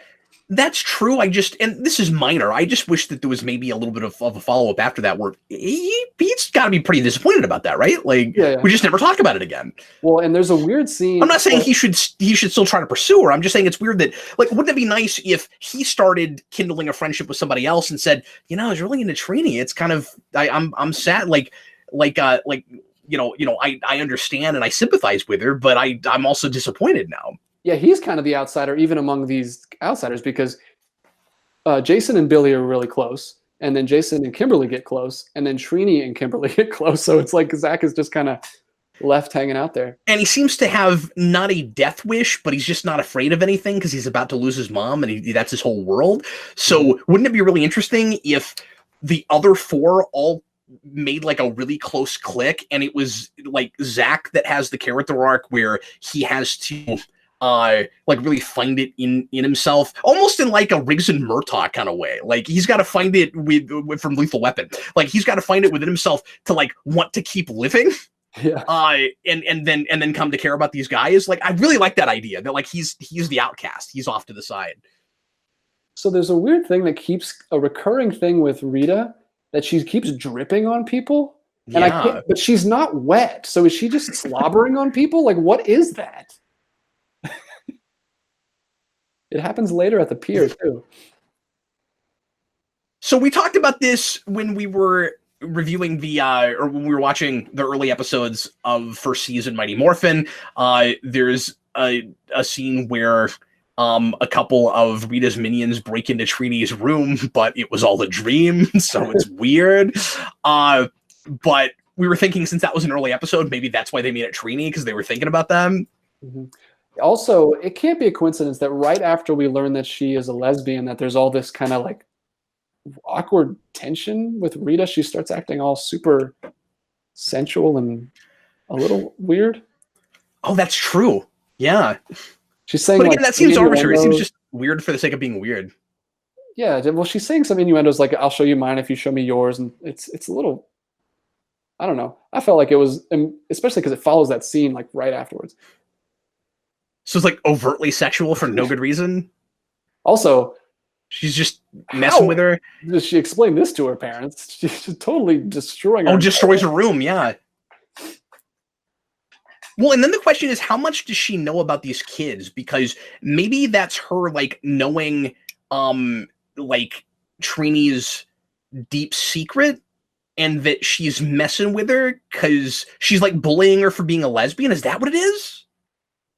Well, she just said I was an outcast just like you, and she expands on that a little bit more. There's an extended scene in. Of course there is. And she expands on that a little bit more. But here it's just kind of one line. It's kind of like the Venom thing where I was a loser just like you. Yeah. GamerBug13, are you talking about this movie? Sometimes people are just talking to themselves in the comments, but he said this should have been an HBO series. How about this? This should have been an HBO series? Hey, look, everybody, it's Eric. Hi, I have something for you. Oh, cool. Thanks, man. I've had my car for a couple of days, and I keep meaning to bring it in. Oh, okay. Is it Power Rangers related? Oh, it's not, but it's also cool. Look, it's an Infinity Gauntlet. It's probably closer to the comic book. It is. Oh, thanks, man. It's really cool. Material. It's also really cold because it was in his car. Thanks, buddy. Yeah. That's awesome. So we're watching Power Rangers. Sure. Have you talked about how Kimberly looks almost identical to Amy Jo Johnson? It's amazing, and they'll never find somebody else to replace. We haven't. Kimberly is perfect. We haven't. I mean, I don't think she looks just like her, but I think she's great in this role. It's certain shots. It's not every scene, but there are certain shots where I'm like, oh, she looks just like her. You think so? I do. I think she looks like Amy Jo Johnson. I think of everyone, she's the most perfect actress to represent the original character. Like, she's, and she is also still a reinvention, because Kimberly didn't do like horrible things to people, but one horrible thing. Well, yes, the one horrible this thing. movie's probably worse after Go-Go, because Go-Go is what this movie should have been. Yeah, to some degree. Again, I don't mind taking it like a little bit darker and a little bit more in that kind of angsty modern teen movie direction. It's just that it also does a lot of absurd Power Ranger things on top of it. Jason looks like he would be better served playing a traditional Billy. Oh, that's interesting. Like, look at him. Throw glasses on him. He kind of looks like Billy. You mean just the aesthetic of the guy? Because just how he looks. Because he's not built like a Billy. I guess not, but I mean, Billy's in pretty good shape. Yeah, I was gonna say. Throw glasses on that guy. He'll look dorky. Glasses do everything. Yeah. Okay, so how come Billy hasn't told the other Rangers about the Exactly. I was going to bring that up earlier. Why does he not tell them? And how does Rita know automatically that he knows? Yeah, because TV show logic. Because that's what the TV show used to do. Did you guys talk about the teleporting thing? Yes. Yes. Yes. At length. About how they wake up and don't know how they got there, and we never double back and explain it. We never explain it. And did you remember? I don't want to say too much stuff I've said already, but did you remember that the coins themselves seem to teleport? Jason walks from his bedroom into the bathroom, and the coin beats him there.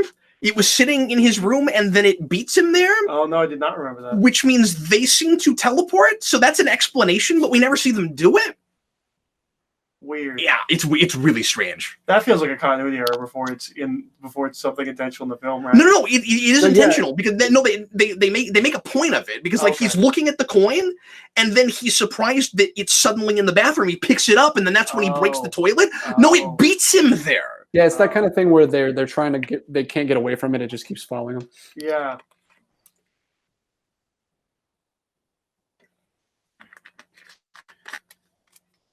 So I almost think, and I don't know if this makes sense. Man, are kids still doing that? When I was a kid, we used to raise our hands with one finger. Did you guys ever do that? No. I always wondered what that was. Oh, I mean, I'll do two fingers. I'm just too lazy to do a full hand. I'll just do two fingers. Yeah, I've done it, and some people do it like Billy, where it's just like a block, like a. Yeah. See, it's funny you say you're too lazy to do that because your hand just naturally is spread out like that, right? Like you actually have to do a all the movement. fingers. Oh, it's less what you just. You're fighting against gravity less. Yeah. Okay. Anyway, I think it's interesting. It feels lazier, even if it's not. The kids rebel against Zordon by going up against Rita when they're not ready, but that's part of what ends up bringing them together. I like that. I like that they're escalating the fight and that there are consequences for that. The consequence ends up, in my opinion, being unintentionally funny. Oh, we're not past that? Right. No, we're not there yet. So you will get to comment on exciting. that. No, you got here only about halfway through, so that's great. See, there was that drooling thing again she did. Don't know what that why does she do that? Because she's not like she's not like moist where she just is constantly wet. But no, you're absolutely right, DJ. She just knows things because she's so much fun and deserves a more fun movie. Because she's giving a performance that doesn't belong in the film they made, or doesn't belong in one side of the film they made. Because the point I keep trying to make is that this is a couple of different tones that never come together, and it doesn't ultimately know how absurd it wants to be. Is this a serious film? I don't know. It is what it is. I think it's a serious film that sometimes goes, well, we're Power Rangers, so we can get away with this. Yeah. Yeah, I think it ends up... I said that not having seen the film since theaters. I think it ends up... He's like, I remember thinking that 2 years ago. It ends up,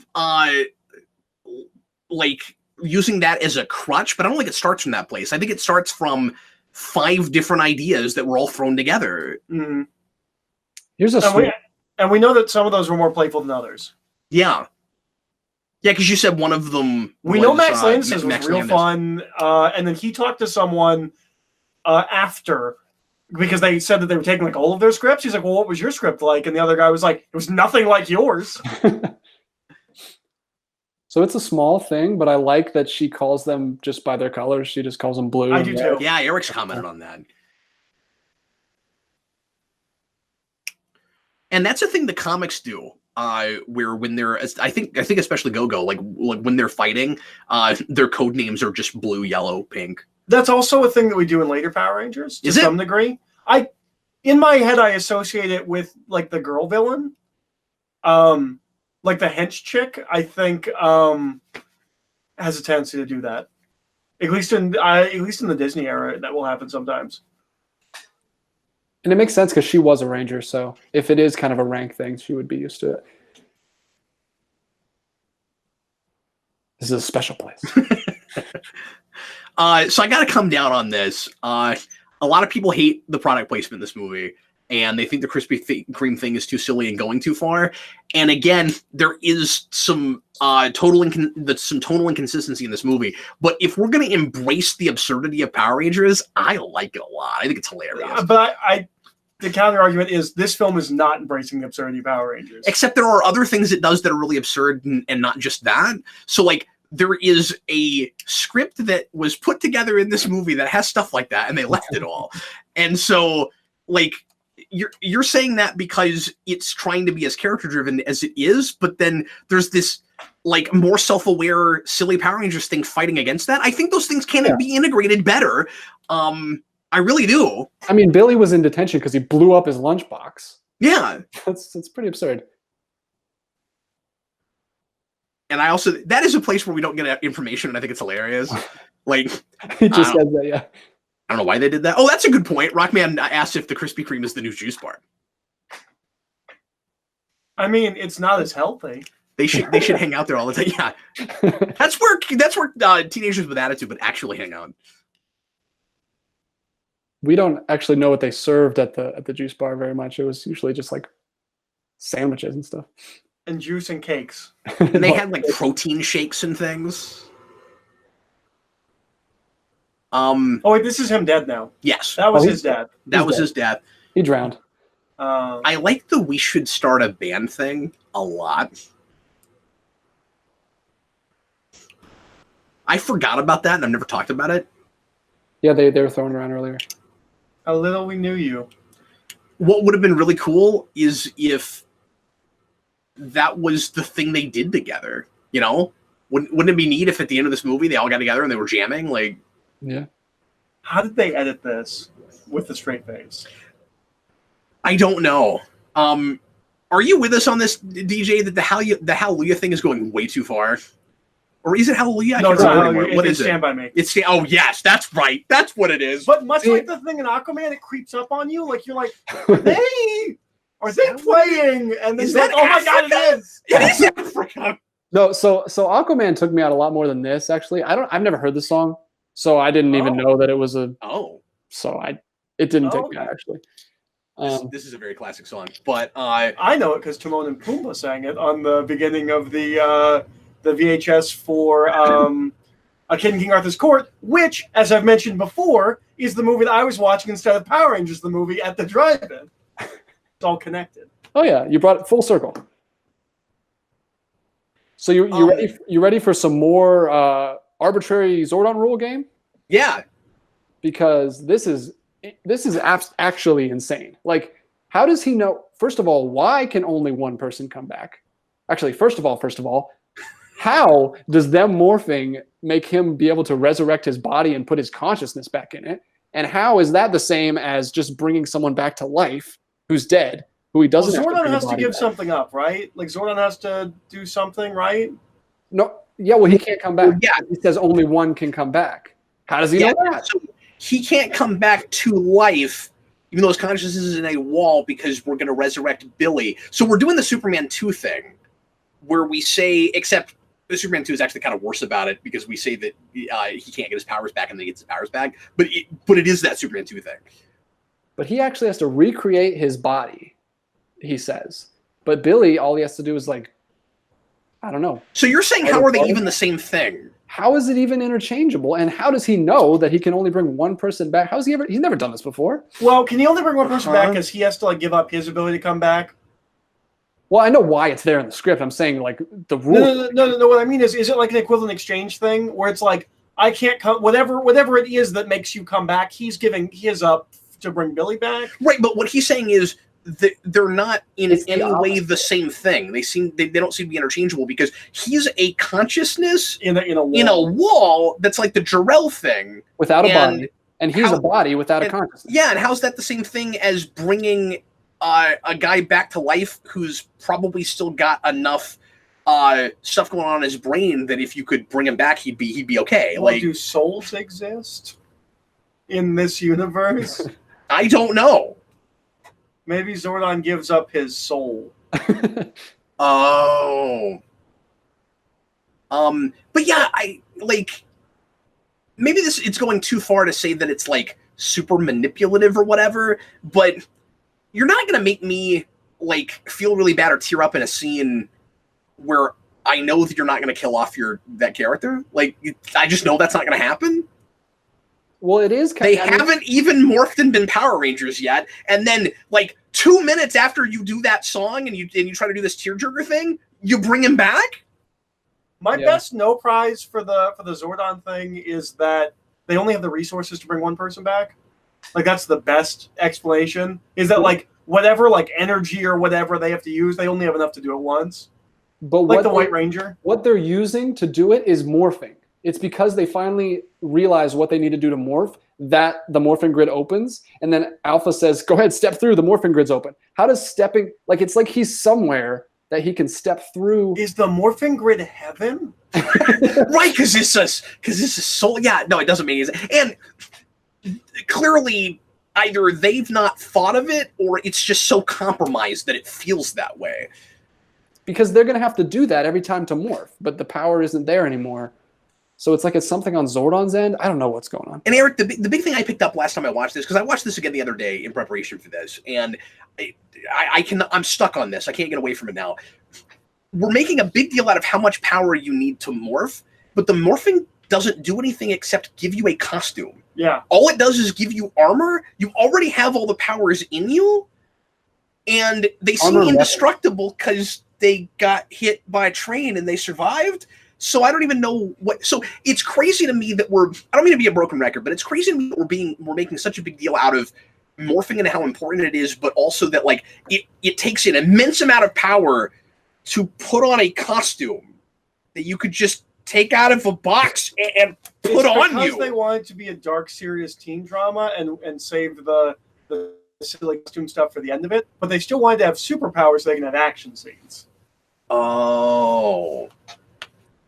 And not just action scenes, but like I was talking about earlier, to have those standard like wacky hijinks because we're figuring out our powers. Scenes. Yes, yeah. But they could have had superpowers, just not the exact same superpowers that Power Rangers have when they morph. You do it like Dino Thunder, where they have civilian forms. Yeah, we were talking about that. Civilian powers.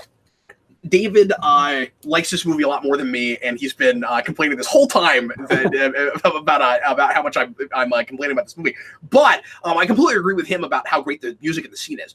Oh yeah, I like this. The problem is they have a really good score in this movie, but they use so much odd soundtrack choices. And I don't mean to do that thing where I'm like, well, the music's good, but nothing else. I have other positives, and I've been talking about them. But I haven't mentioned the score yet. It is quite a good score, and especially in the scene. I really like the walkout music and I've gone back and listened to that by itself on Spotify. It's really good. Do you feel like everyone forgot this movie exists? A little bit. Like I feel like general mainstream public does not remember that there was a Power Rangers movie, and you could put one out tomorrow, and like the most they would have is like, didn't we do a Power Rangers? I feel like we did a Power Rangers movie. When you get real close in and you see the textures and everything, but also that it is spandex, that like it is skin tight, those gloves look really cool. Like, here's the score; it's so good. It's so good. I do get goosebumps with mixing it's like Amazing Spider-Man 2, where they mix the orchestral with the electronic, and it works so well together. I love that. And this is Brian Tyler, who doesn't do that much great stuff, in my opinion, but this is awesome. And there's not enough places in this movie for him to get to do stuff like this because there's not enough sci-fi stuff. So like their armor you need this moment. I've never thought about this before, especially their helmets. Looks very Psycho Rangers-y. Oh, interesting. Like look at like their heads. Like their helmets look Psycho Ranger helmets. And we were talking about this earlier. I totally love the suits in context. Yeah. They look really good on screen. And I feel like they should have been more merchandisable than they were. Yeah, for some reason they don't translate. Like I never play as them in the mobile phone game because they look terrible, but on screen they look awesome. And the toys don't look good either. No. So what kind of weird quarry is this that there's that much gold underground? It's a gold quarry? Yeah, like why are they not mining all that? There's a gold pit? I never thought of that. No. Yeah, isn't that weird that their version of Rita Repulsa is just a natural, like, gold finder? she's a metal detector? Yeah. That's hilarious. So this is So David keeps talking about how well the toys sold, and I read that, but I've never believed it because they're always marked down. And I still see them. Yeah. 2 years later in box stores, I still see them, and it doesn't look like anybody bought them. So like I can't reconcile that. But also, even if they did sell well, that doesn't mean that I have to like them. And they did. They clearly didn't sell well because we didn't make a sequel. Like we didn't immediately greenlight a sequel. Like because this is the kind of movie that can move on merchandise, and we will make more because the merchandise. And you would, usually you would. I don't care what any article anywhere says. It clearly didn't happen. This movie didn't make enough money, and those toys didn't sell well enough. Cinematographic, ask your question again because I didn't see it. He asked DJ a question, but I didn't see it. But I'm going to talk about this scene because this is awesome. This is what I needed. This is actually cool martial arts stuff, and it's exactly 40 seconds. Also, Red Ranger uses a sword. No one else gets a weapon, but we made colored swords for each of the Rangers that we sold. That's a good point. That's the one thing they get when they morph is they get the weapon. So she said make my monster grow, but we didn't see a small version of it, so it's not. And I hate that stuff. We do this all the time with prequel reimagining type things. And I realize this isn't a prequel, but like origin reimaginings where you have to have. We did this in 09 a lot, Star Trek 09 a lot too, where it's like you have to have those obligatory sayings that everybody remembers. But is it that hard to put it in a context where it's logical? And no, that it really feels like fan pandering, where it's like, well, we know that you want this to be here. Yeah, just like the song's gonna be. Yeah. But Which it's is only awful. It's only because they. That was a poster. That was a poster. That's a popular. Not poster, saying. but that was the still that we saw earlier. I'm sorry. Go ahead. She totally should have said, "Make my Goldar grow," because that's what she actually says in the first episode when she makes Goldar grow. But it's like the saying is monster, so we gotta call him a monster, even though Goldar would have made much more sense.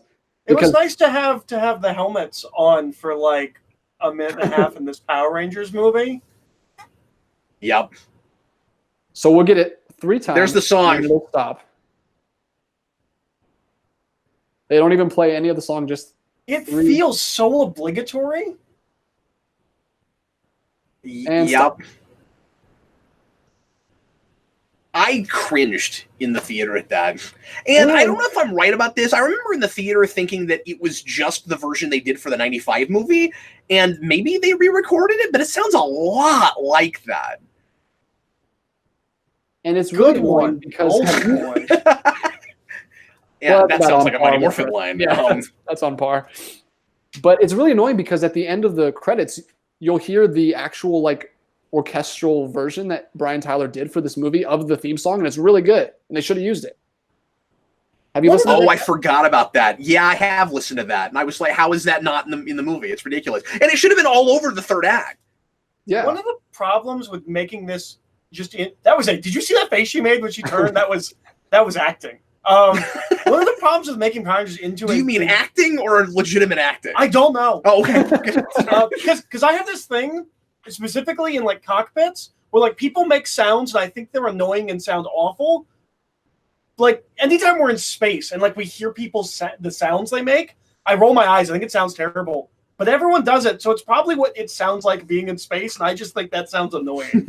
But with what DJ was saying before, one of the biggest problems I think that I'd never thought of until he said it, with making Power Rangers into a big budget blockbuster, is you're not going to get martial artists because they're not actors. Mm-hmm. Is that a Bumblebee joke? Yeah. Yes. Oh, yes. Especially because he says Bumblebee. Okay. But yeah, cinematographics question, DJ, was if it's the same Brian Tyler who scored Iron Man 3. Yeah, I mean, that's the Brian Tyler who's a... Yeah. I like Iron Man 3 score. Oh, yeah. Iron Man I did too. Great. And he did watch excellent. that. But yeah, like, they got actors, not martial arts. So, like, if what you're drawn to Power Rangers for is the martial arts fighting, you're never going to get that in a big budget live action movie. Yeah, and you guys know this about me. I hate the Zords already, and these Zords are horrendous. So this is the fact that the 30 minutes of this is just this Zord fight is really disappointing to me. Oh yeah, you mean you don't like the Megazord fights anyway? Anyway, yeah, and this is almost as bad as the 95 movie. So, I mean, that's on record saying that the 95 that it looks Megazord good. is better. Well, the Megazord maybe, but at least the effects are okay. Well, no, the effects are okay, but the design. This is hands down the worst Zord design. So, like, people complain that we have to go even as far as having her eat a donut in advertising Krispy Kreme. But I think it's just funny. Like, I didn't feel like it was selling me donuts. Then they like destroy the building. I don't know. It was like a Stan Lee scene, Stan Lee in Amazing Spider-Man, where he's in the library. It was supposed to be that kind of where it just drops out and it's supposed to be funny. Eric, I'm going to disagree with something you said a minute ago. I think just because you hire actors who aren't traditionally or who don't have a martial arts background doesn't mean you couldn't still have a lot more martial arts in your Power Rangers movie. No, you could, especially in this. But we don't do that in movies anymore. But like in costume. Yeah. Like well, and that's what you just said. You got like 60 seconds of that. You're saying that we wouldn't have like a lengthy scene where you'd actually get to see all the cool stuff. Yeah. Yeah. You did a whole rant about That's not how we cut. Like we cut action scenes now. So anyone can walk in and do an action scene, and they don't actually have to learn it, like choreography and things like that. Let alone martial arts. Like you're not going to get the cool martial arts stuff. Michael Austin, some cool stuff. He just did some nice stuff. He's about to do an inward 360 dive roll and kick a putty, which is awesome. Here it goes. Oh, that is awesome. That's where they that's where they get his signature move in the phone game. So. From the side profile, Red Ranger looks like Zed. A little bit. There's so much gray on that. It like crisscrosses on his side, and he looks like Zed. So he's clearly the good guy. Why does his dad like start screaming help when he sees him? Well, because he looks like Zed. I always thought when you look at the thing in the center of the suits, and I don't know why that's there. The arc reactor? It would be really nice if there was some discussion about that, but we don't want to do any real mythology. Well, that's where their soul is held. Yeah. What's powering it? The universe? The Morphin Grid, man. Like, it looks like, I know, but when you look inside, it looks like the universe is inside of them. Like, the galaxy is on Orion's belt. Like, it's that thing. Hey, at least we know a Captain Universe Spider-Man costume would look good. Michael Austin in the comments says, when the theme song came up for 12 seconds and then changed to Kanye West, both me and my girlfriend stood up in unison on opening night and yelled, "What the hell?" in the theater. Yeah, like I said, the song choices throughout the whole movie. It's just so, like, it's not the tone of the movie. I don't know if you remember, Eric, there's a Ring of Fire cover earlier in the movie as Rita's murdering a homeless man. Did not remember that. That homeless man with the gold teeth that she's ripping the teeth out. He's like, "Arr!" and then in the background we're hearing a metal cover of Ring of Fire. You know, I don't. Okay, so what DJ said about the Goldar thing is absolutely spot on. So we came up with this dumb reason to have Goldar, right? Like, he's actually made of gold, and we have her getting gold things, but it's not believable how much gold she's getting, so she just has to go to a gold mine. An undiscovered gold mine. Why even have that? In the leafy little hamlet of Angel Grove, where nobody has found that and exploited it yet. Yeah, because there was no gold rush in California. That's the one spot they missed. Yeah. They missed that spot. If you know your history. Yeah, and like, there's a lot of examples of the obligatory, like, mid-2000s superhero like a trope thing, or different tropes from those movies. And one of them is the big, giant, kind of indistinct blob of a monster. And we had to do that in the Goldar. He looks horrible. Yeah. I can't even... You can't even say he. It's not even an entity. It's just... It's like the guy who was supposed to do the design, like, started and, like, did the outline, and, like, went to lunch, and, like, oh, I guess this is the design, and they took it and they made it. But even the outline doesn't, like, it's just, he's all skinny. Like, he doesn't look like a monster. I don't understand. He looks like the Megazord, and I don't know if we're doing something with that. Well, yeah, the Megazord's also skinny, just like a big silver. Well, yeah, but like, he is her Megazord because she was a Power Ranger. But like, he has a similar face and head shape to what the Megazord will, and the Megazord has wings. I don't know if we're doing something with that. And what's weird about that is it's weirder. It's actually weirder that the Megazord does it, because if you look at it from a distance, it's like they're trying to make it look like Goldar's head, because it's like he's got a helmet on. Well, okay, so I'm going to tell you what you could do, and I'm going to tell you why you can't do it. What you could say is that she's trying to emulate the Megazord. So, like, she used to be a Ranger. She knows what the Megazord looks like. She's trying to make her own Megazord. The problem is she's going to be surprised when they form the Megazord. So she doesn't know it exists. I want to talk about that because she says how. First of all, I'm asking the same thing because they just all get pushed off into a crater and then they come up as the Megazord. And they didn't do anything. It was like an accident that they formed the Megazord. It's like in the Green with Evil thing, where they come out of the lava. It's like that. But here's what I don't understand. Why are Gordon and Alpha not talking to them through communicators? Yeah, where's the man in the chair? They're not telling them anything. That's a really good point. Teaching them how to use this? Did they not have communicators?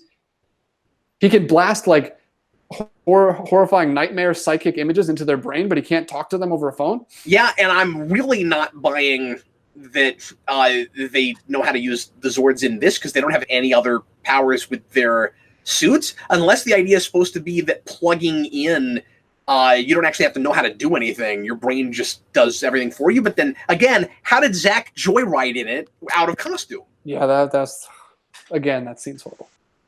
If you take that scene out, all this works a lot better. But I am bored. That wasn't the best delivery, Zach. I've been having that with a lot of the cockpit stuff, and I know the cockpit stuff is hard to shoot. Sure, yeah. Like, I know you're acting against nothing. Like on Battlestar Galactica, the actors talked about, like, the worst days of shooting were shooting the Star Furies or whatever. Mm-hmm. Like, I get that you're acting against nothing. I think a lot of their choices are not great. Except for Billy. Billy's always good. Yeah. He's always great.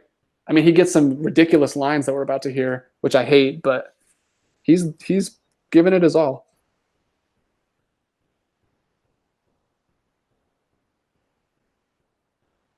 And then the big, and see, they have not had enough screen time to earn this. We've been talking a lot about how Jason and Kimberly need a lot more screen time in this movie. Yeah, and that scene in the bedroom with them is longer, and they talk a little bit more, and they actually start making out in his bed, which I'm glad was cut, but okay, I'm glad that part. I feel like that was in the trailer. So they're doing a really obvious thematic thing, of course. With we all really care about each other now, and the self-sacrifice and everything, and so the Zords come together and they make the Megazord. But it's just really awkward. Like, I want that to work, but it doesn't, because I can't tell if the Zords were even made to make a Megazord. Did you guys know that, like, immediately below the surface of the Earth is just lava? That, like, just right under the ground that you are standing on is just boiling magma. And that's right. This is the reason it's confusing. She's surprised by it. Yeah. And she was a Power Ranger. Or is she just surprised that they were able to do it? Well, she seems surprised that it exists. Well, it's hard to say. She says how specifically. So it's like and I don't know how either. It's like they don't even know what they did. See, they have no... It's like the Zords did it by themselves. Well, I'm assuming it's... Oh, and there's the Mamazord, Megazord thing, which is awful. Why do we have to name it? Why do we always do that?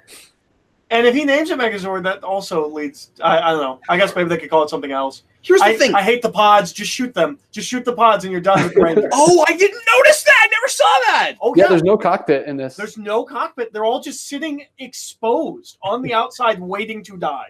Well, and that doesn't work thematically either, because they're supposed to be together. If the whole idea is they came together and that's why the Megazord even works, here's the thing.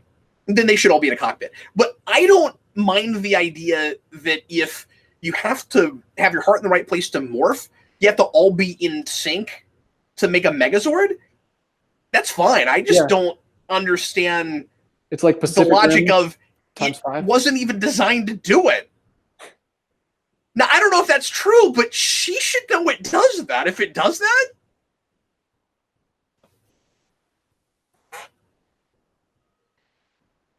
so this is going to make Zordon look horrible, because he's going to say at the end, "You did what my team could never do," and they can't even walk without falling. Like, how do they defeat her? I don't understand.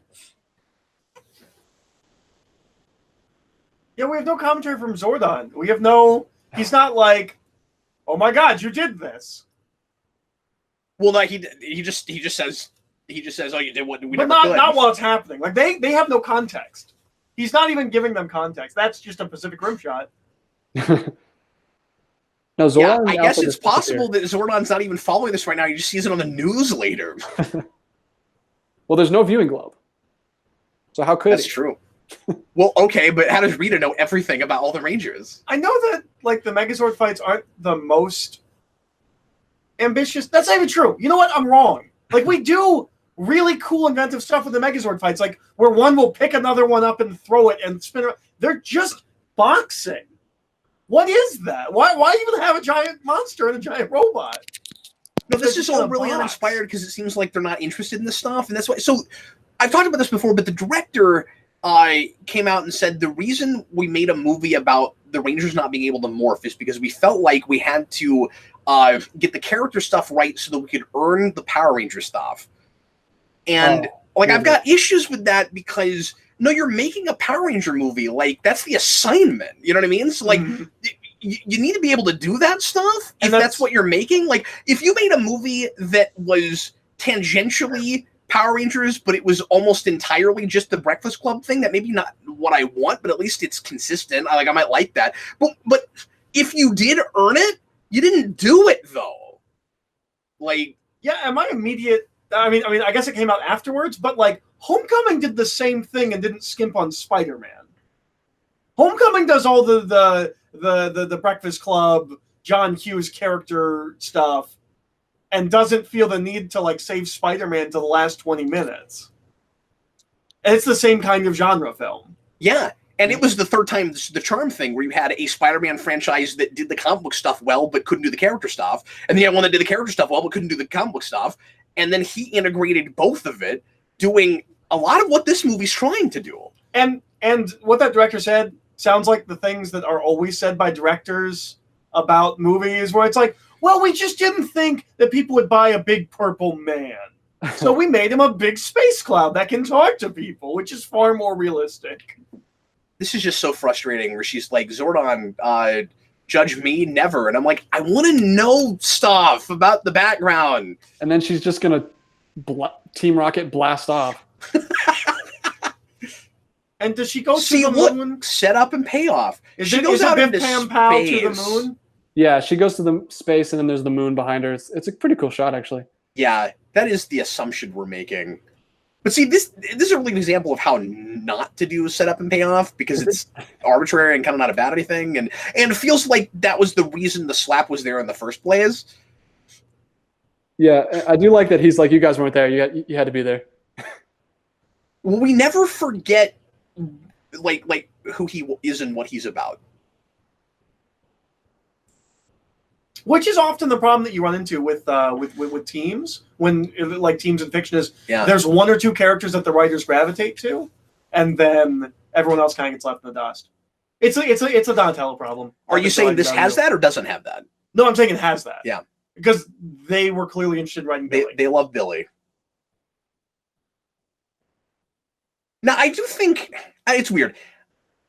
My issue with the character stuff isn't that some of the characters don't get enough to do. It's that they're not, their backgrounds and things aren't fleshed out enough. So there's the cameo with original Tommy and Kimberly. DJ said that originally the cameo was in the Krispy Kreme when they're doing the fork fight. Yeah, it's like a Stan Lee and Avengers thing where they didn't use the cameo, so they had to do another one. Interesting. Sorry. We're like they're sitting at another table and like they pan over. I really want you guys to see it because Tommy has a big wig on that's like long hair, and clearly they didn't like it because they didn't use it in the second cameo. That's probably why they left it out. I kind of hate how obligatory it is. Like, I'm supposed to be the one excited. I'm like, well, that is literally the least you could have done in this movie. At least have the whole team there, right? Or at least who you can get. Or put each of them in two different places and have them be cool things that they got to do. Because it is cool that they name drop Mariner Bay and what's the Down of Thunder one? Oh, that's a good point. See, we've been talking about, we've been speculating about whether or not anybody working on this has ever seen Dino Thunder, but they have to have. Yeah, because they name dropped the Mercy Reef. That's Aquaman. It's something Reef. Something Reef, yeah. Reef Side. Yeah. That's what it is. They mentioned Reef Side. And they mentioned Mariner Bay. Mr. Roboto put in a $5 super chat and says he always figured Rita, being a space witch, sees all humans as the same and thus does not care who they are. Is that with the pink, yellow, blue thing? Yeah, I'm not. Well, no, because he just said this recently. I'm not sure what he's referring to. So what's interesting is Rita in that last scene, she gives the explanation that Zordon does in the back 20, where she says others will come. Did you notice that? I forgot about that. That's great. So Eric, do you agree with me that we needed some aftermath? We needed these characters to do a little bit more at the end than just have a quick montage. So Zordon says that they did what his team could not. Yeah. What is that? Is that forming the Megazord? Is that beating Rita? Or is that humbly walking amongst your peers? I think it's just beating Rita, probably. Yeah, I think it's beating Rita, which is ridiculous because they didn't even know what they were doing. So how bad was Zordon's team? Like, did she have more power back then or something? Well, I had like emotional investment that they did not have. So, did you have the thing I did, DJ, in the theater where I was like, I can't believe they ended this. Yeah. Wait, you're going to end with that song that was in the 95 movie, but is like a remix thing? All right. That's the hip thing to do, Cap, is do these old remixes, you know? And I'm trying to remember where it was in that movie. Wasn't it also the credits? Wasn't that? Yeah, it was the credits. That's what that movie ends on, Eric. I want to know what I want to see the Mortal Kombat theme remixed because I don't think it's remixable. Like, what is the dubstep version of that?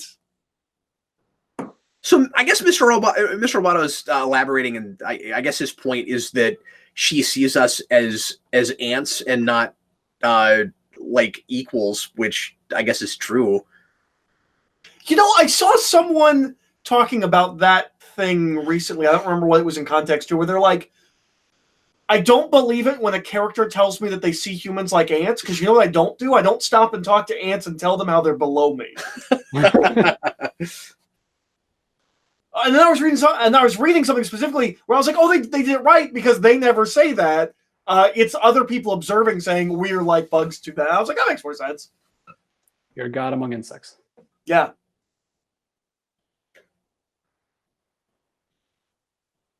I made that joke on deaf ears to someone the other day. That's right, it is Bill Hader. For some reason. Yeah. The first time I watched it, I thought it was Patton Oswalt.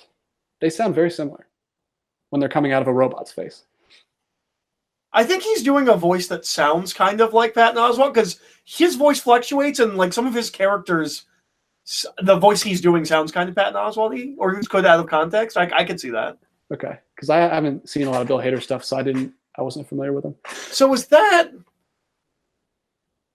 what? Was that supposed to be like an '89 thing? Were we going through the symbol? Is that what was happening? But also, that's the thing that happened there. They talked about earlier. It's a callback to his lunchbox blowing up. But also, inside of the symbol with all the rocks is the power coins. Yeah. Okay. All right. We didn't even talk about the fact that all she's after is a real typical MacGuffin device. Yeah. Zeo crystal, yeah. Which we don't know what it does. Well, it's the source of all life. Again, which, by the way, is the plot of the Transformers 2006 movie.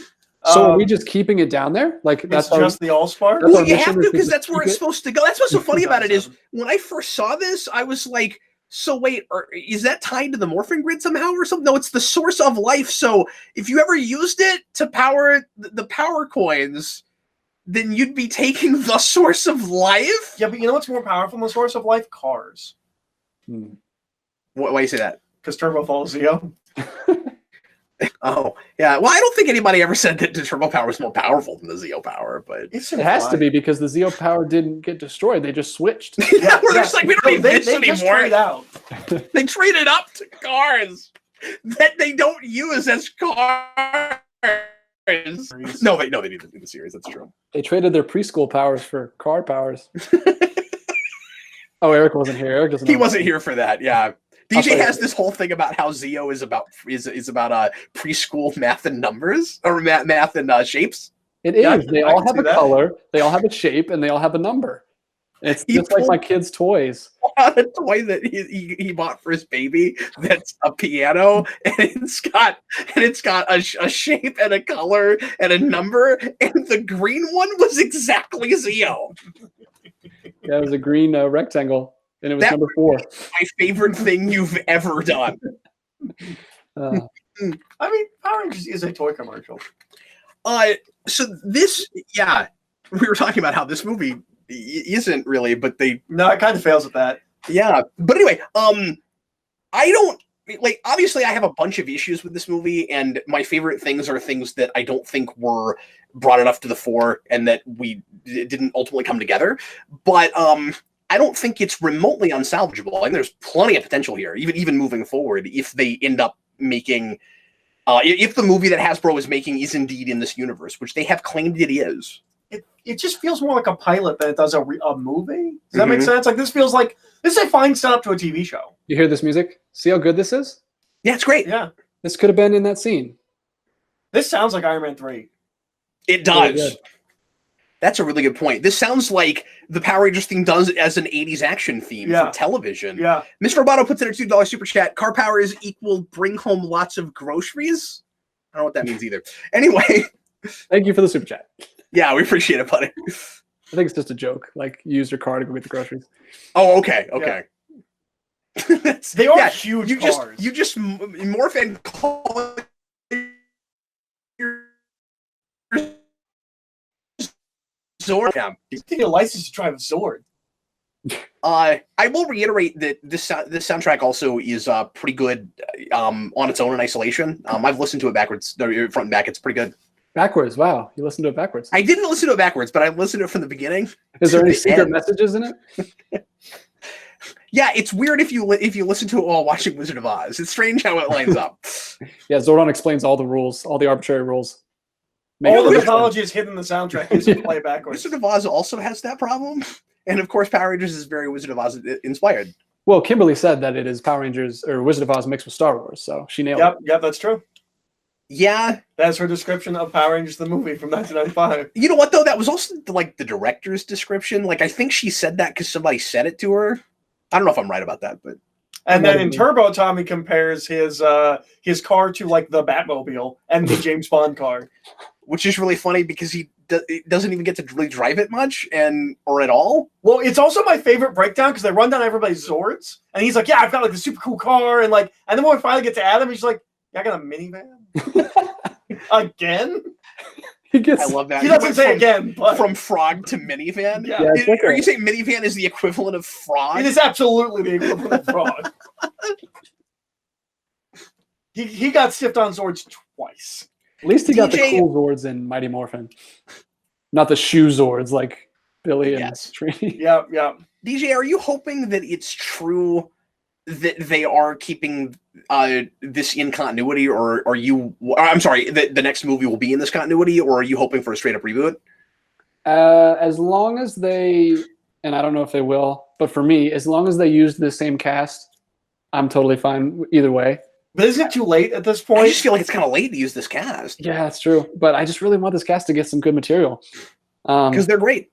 I'd feel fine with a weird skipping ahead legacy movie where, like, these actors come back and, like, teach new Rangers.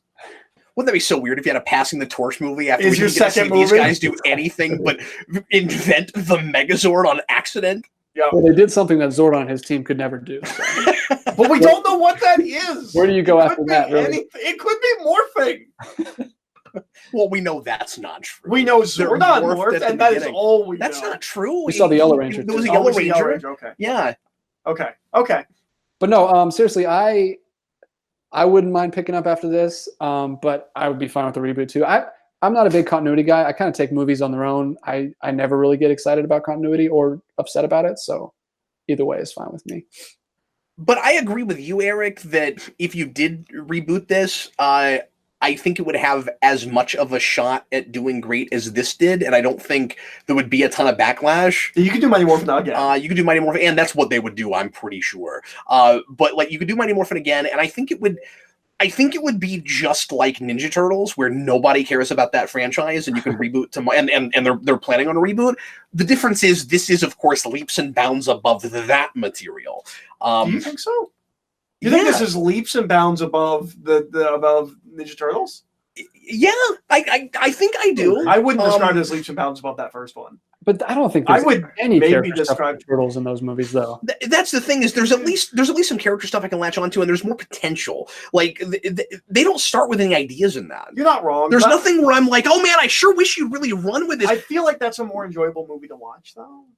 Like, I guess you're right. There is better character stuff there. I would say that is unsalvageable, whereas this, I could totally see a sequel working from this. Okay. But that's just my opinion. But I hated that first movie a lot, and I never even saw the second one. So what do I know? Oh, I just didn't hate it. I couldn't. I mean, bring myself to hate it. They're both too formulaic, and they're not. I feel like they're comparable. Inspired at the very least. It's a Ninja Turtles movie. I get to see the Ninja Turtles do martial arts. Yeah, but okay, you know what the difference is? We had pretty sophisticated Ninja Turtle stuff before. That's true. And that was a step back, a huge step back. It is a huge step back. This does do some things I always wanted to see in Power Rangers. It does have that. No, all right, that's fair. Because Power Rangers doesn't have the 90s Ninja Turtles movie. And it's a better production with better integrated special effects, and But you might be right, Eric. As the films on their own compared might be pretty on He's par, just saying like, as an entertainment, and it is difficult to argue with I'm that. just saying, like, as a whole piece, I think they're at least on par. But like, given the material we have for each one, like this was a bigger deal in the theater to me than that Ninja Turtles movie. Mr. Roboto put in another $2 super chat and asked if they did didn't they do a reboot with Power Ranger Samurai? Samurai's not a reboot. No. It's just another series. They're all kind of real soft continuity. Yes, absolutely. But and the first time we got away from Mighty Morphin and we stopped talking about those characters at all, it did look full on reboot. And then eventually we acted like they all fit together somehow. Which would have been what? Just after Lost Galaxy, Lightspeed Rescue? Yeah, so Lightspeed Rescue is the first one. But even then we do that's when we start the annual crossovers. So like Lightspeed Rescue is standalone, except for the episode where they cross over with Lost Galaxy. Which means it is in continuity, even if it doesn't make sense. Yeah. I mean that show knows that Power Rangers exist. Yeah. Like no one's like, what's a Power Ranger? But we played fast and loose with that. Well, this movie, they knew Power Rangers existed somehow. They were like, oh yeah, we're Power Rangers. One of these. I still don't understand that at all. Thomas in the comments says, isn't Hasbro rebooting the movie? They have said they're not. And they've commented on it a couple of times, and every time they mention it, they talk about it like they're making a sequel to this movie. Also, remember, Hasbro was completely fine with all of the Transformers movies. Like, it's not like they're a high mark of quality or like anything like that. And interestingly, no, this is Lionsgate. I always make that mistake. I always think this is Paramount, but it's not. I will say one thing. I didn't talk about this the whole time, but I have the nice Blu-ray or the Best Buy Blu-ray for this. You have that too? No, I have a Steelbook. Oh. And it's awesome. Has a really cool slip with like a clear case so you can like flip that it. is cool. That's really cool too. I'll grab my Steelbook if we're showing off what we have from this movie. Yeah.